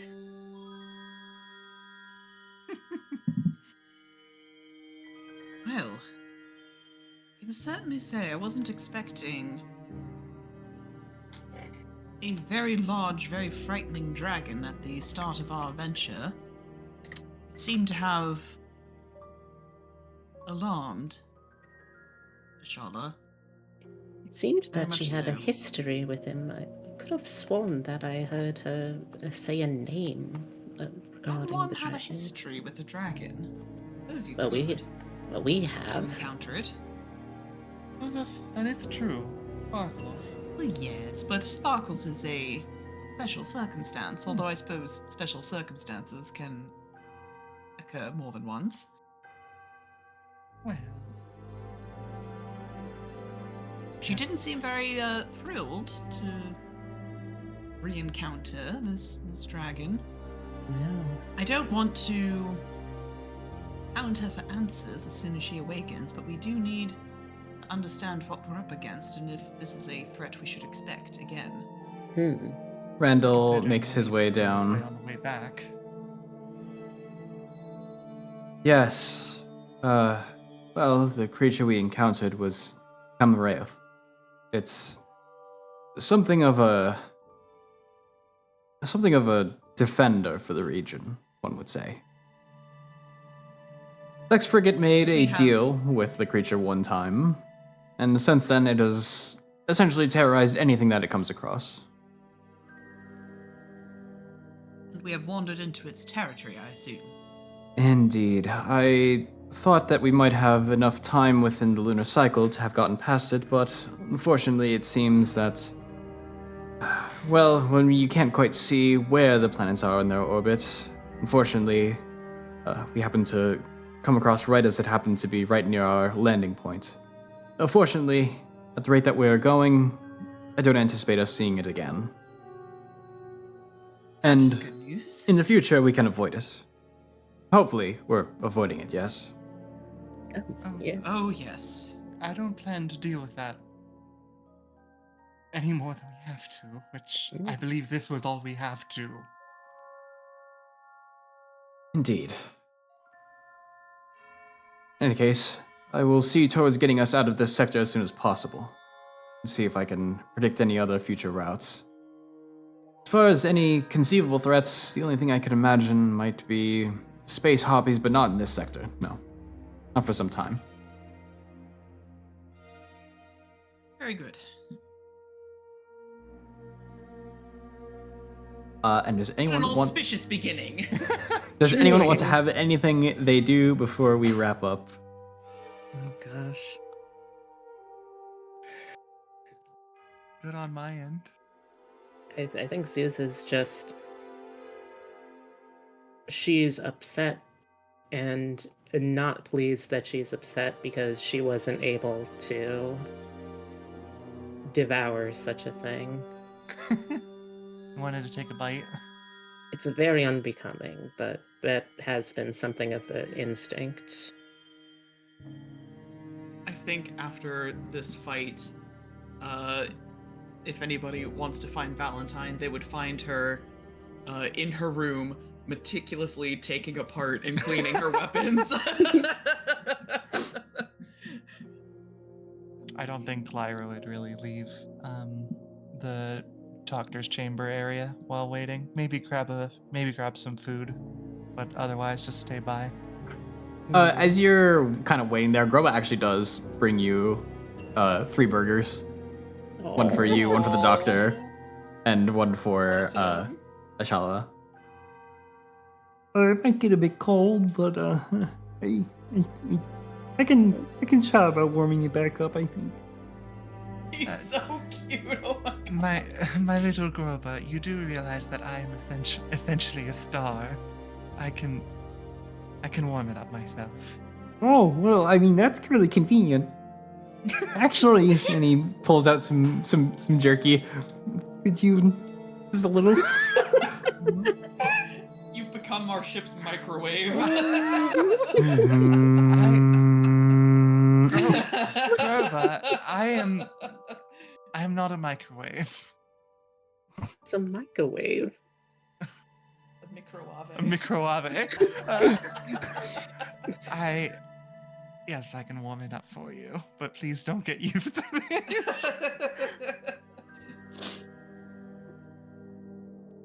Okay.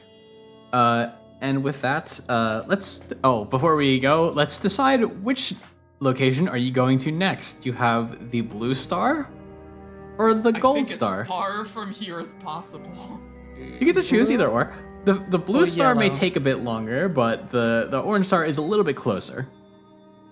But it will take And, longer to get to the Red those- Star. The Blue Star will get to the Red Star faster. So really, it's the same thing. Yeah, I think we're Like if it's presumably just in within. agreement that we should get out of this dragon's territory. So I think Yeah. the further we go in the initial leg, the better. I mean, the other thing though is like, how localized is the territory? Because if it's just within the star, once we get to another star, it would hopefully stop. Theoretically, Camarelth can follow anyone anywhere, and especially now that all the ships are significantly slowed down, he has an incredible time getting to fly through. So there's not necessarily a safest path, though it's mainly how fast you want to get out of here while he is licking his wounds.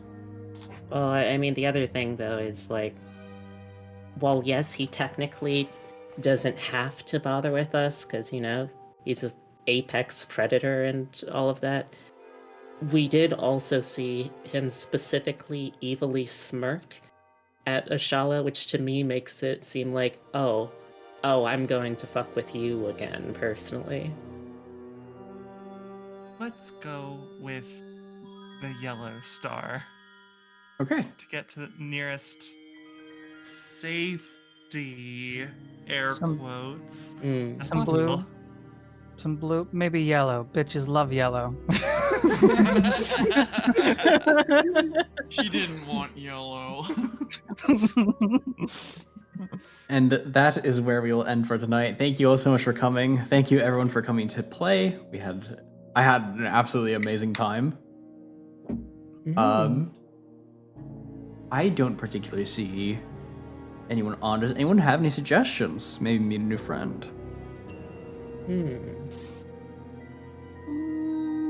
Let's see. I think I suggested someone the last time, so I feel like I should sit out. Oh, if you've got someone, go ahead. Azura, do you have anyone in mind?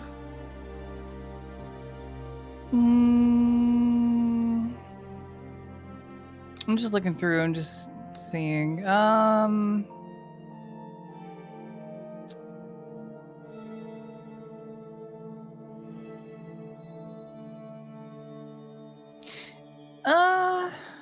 Not anyone.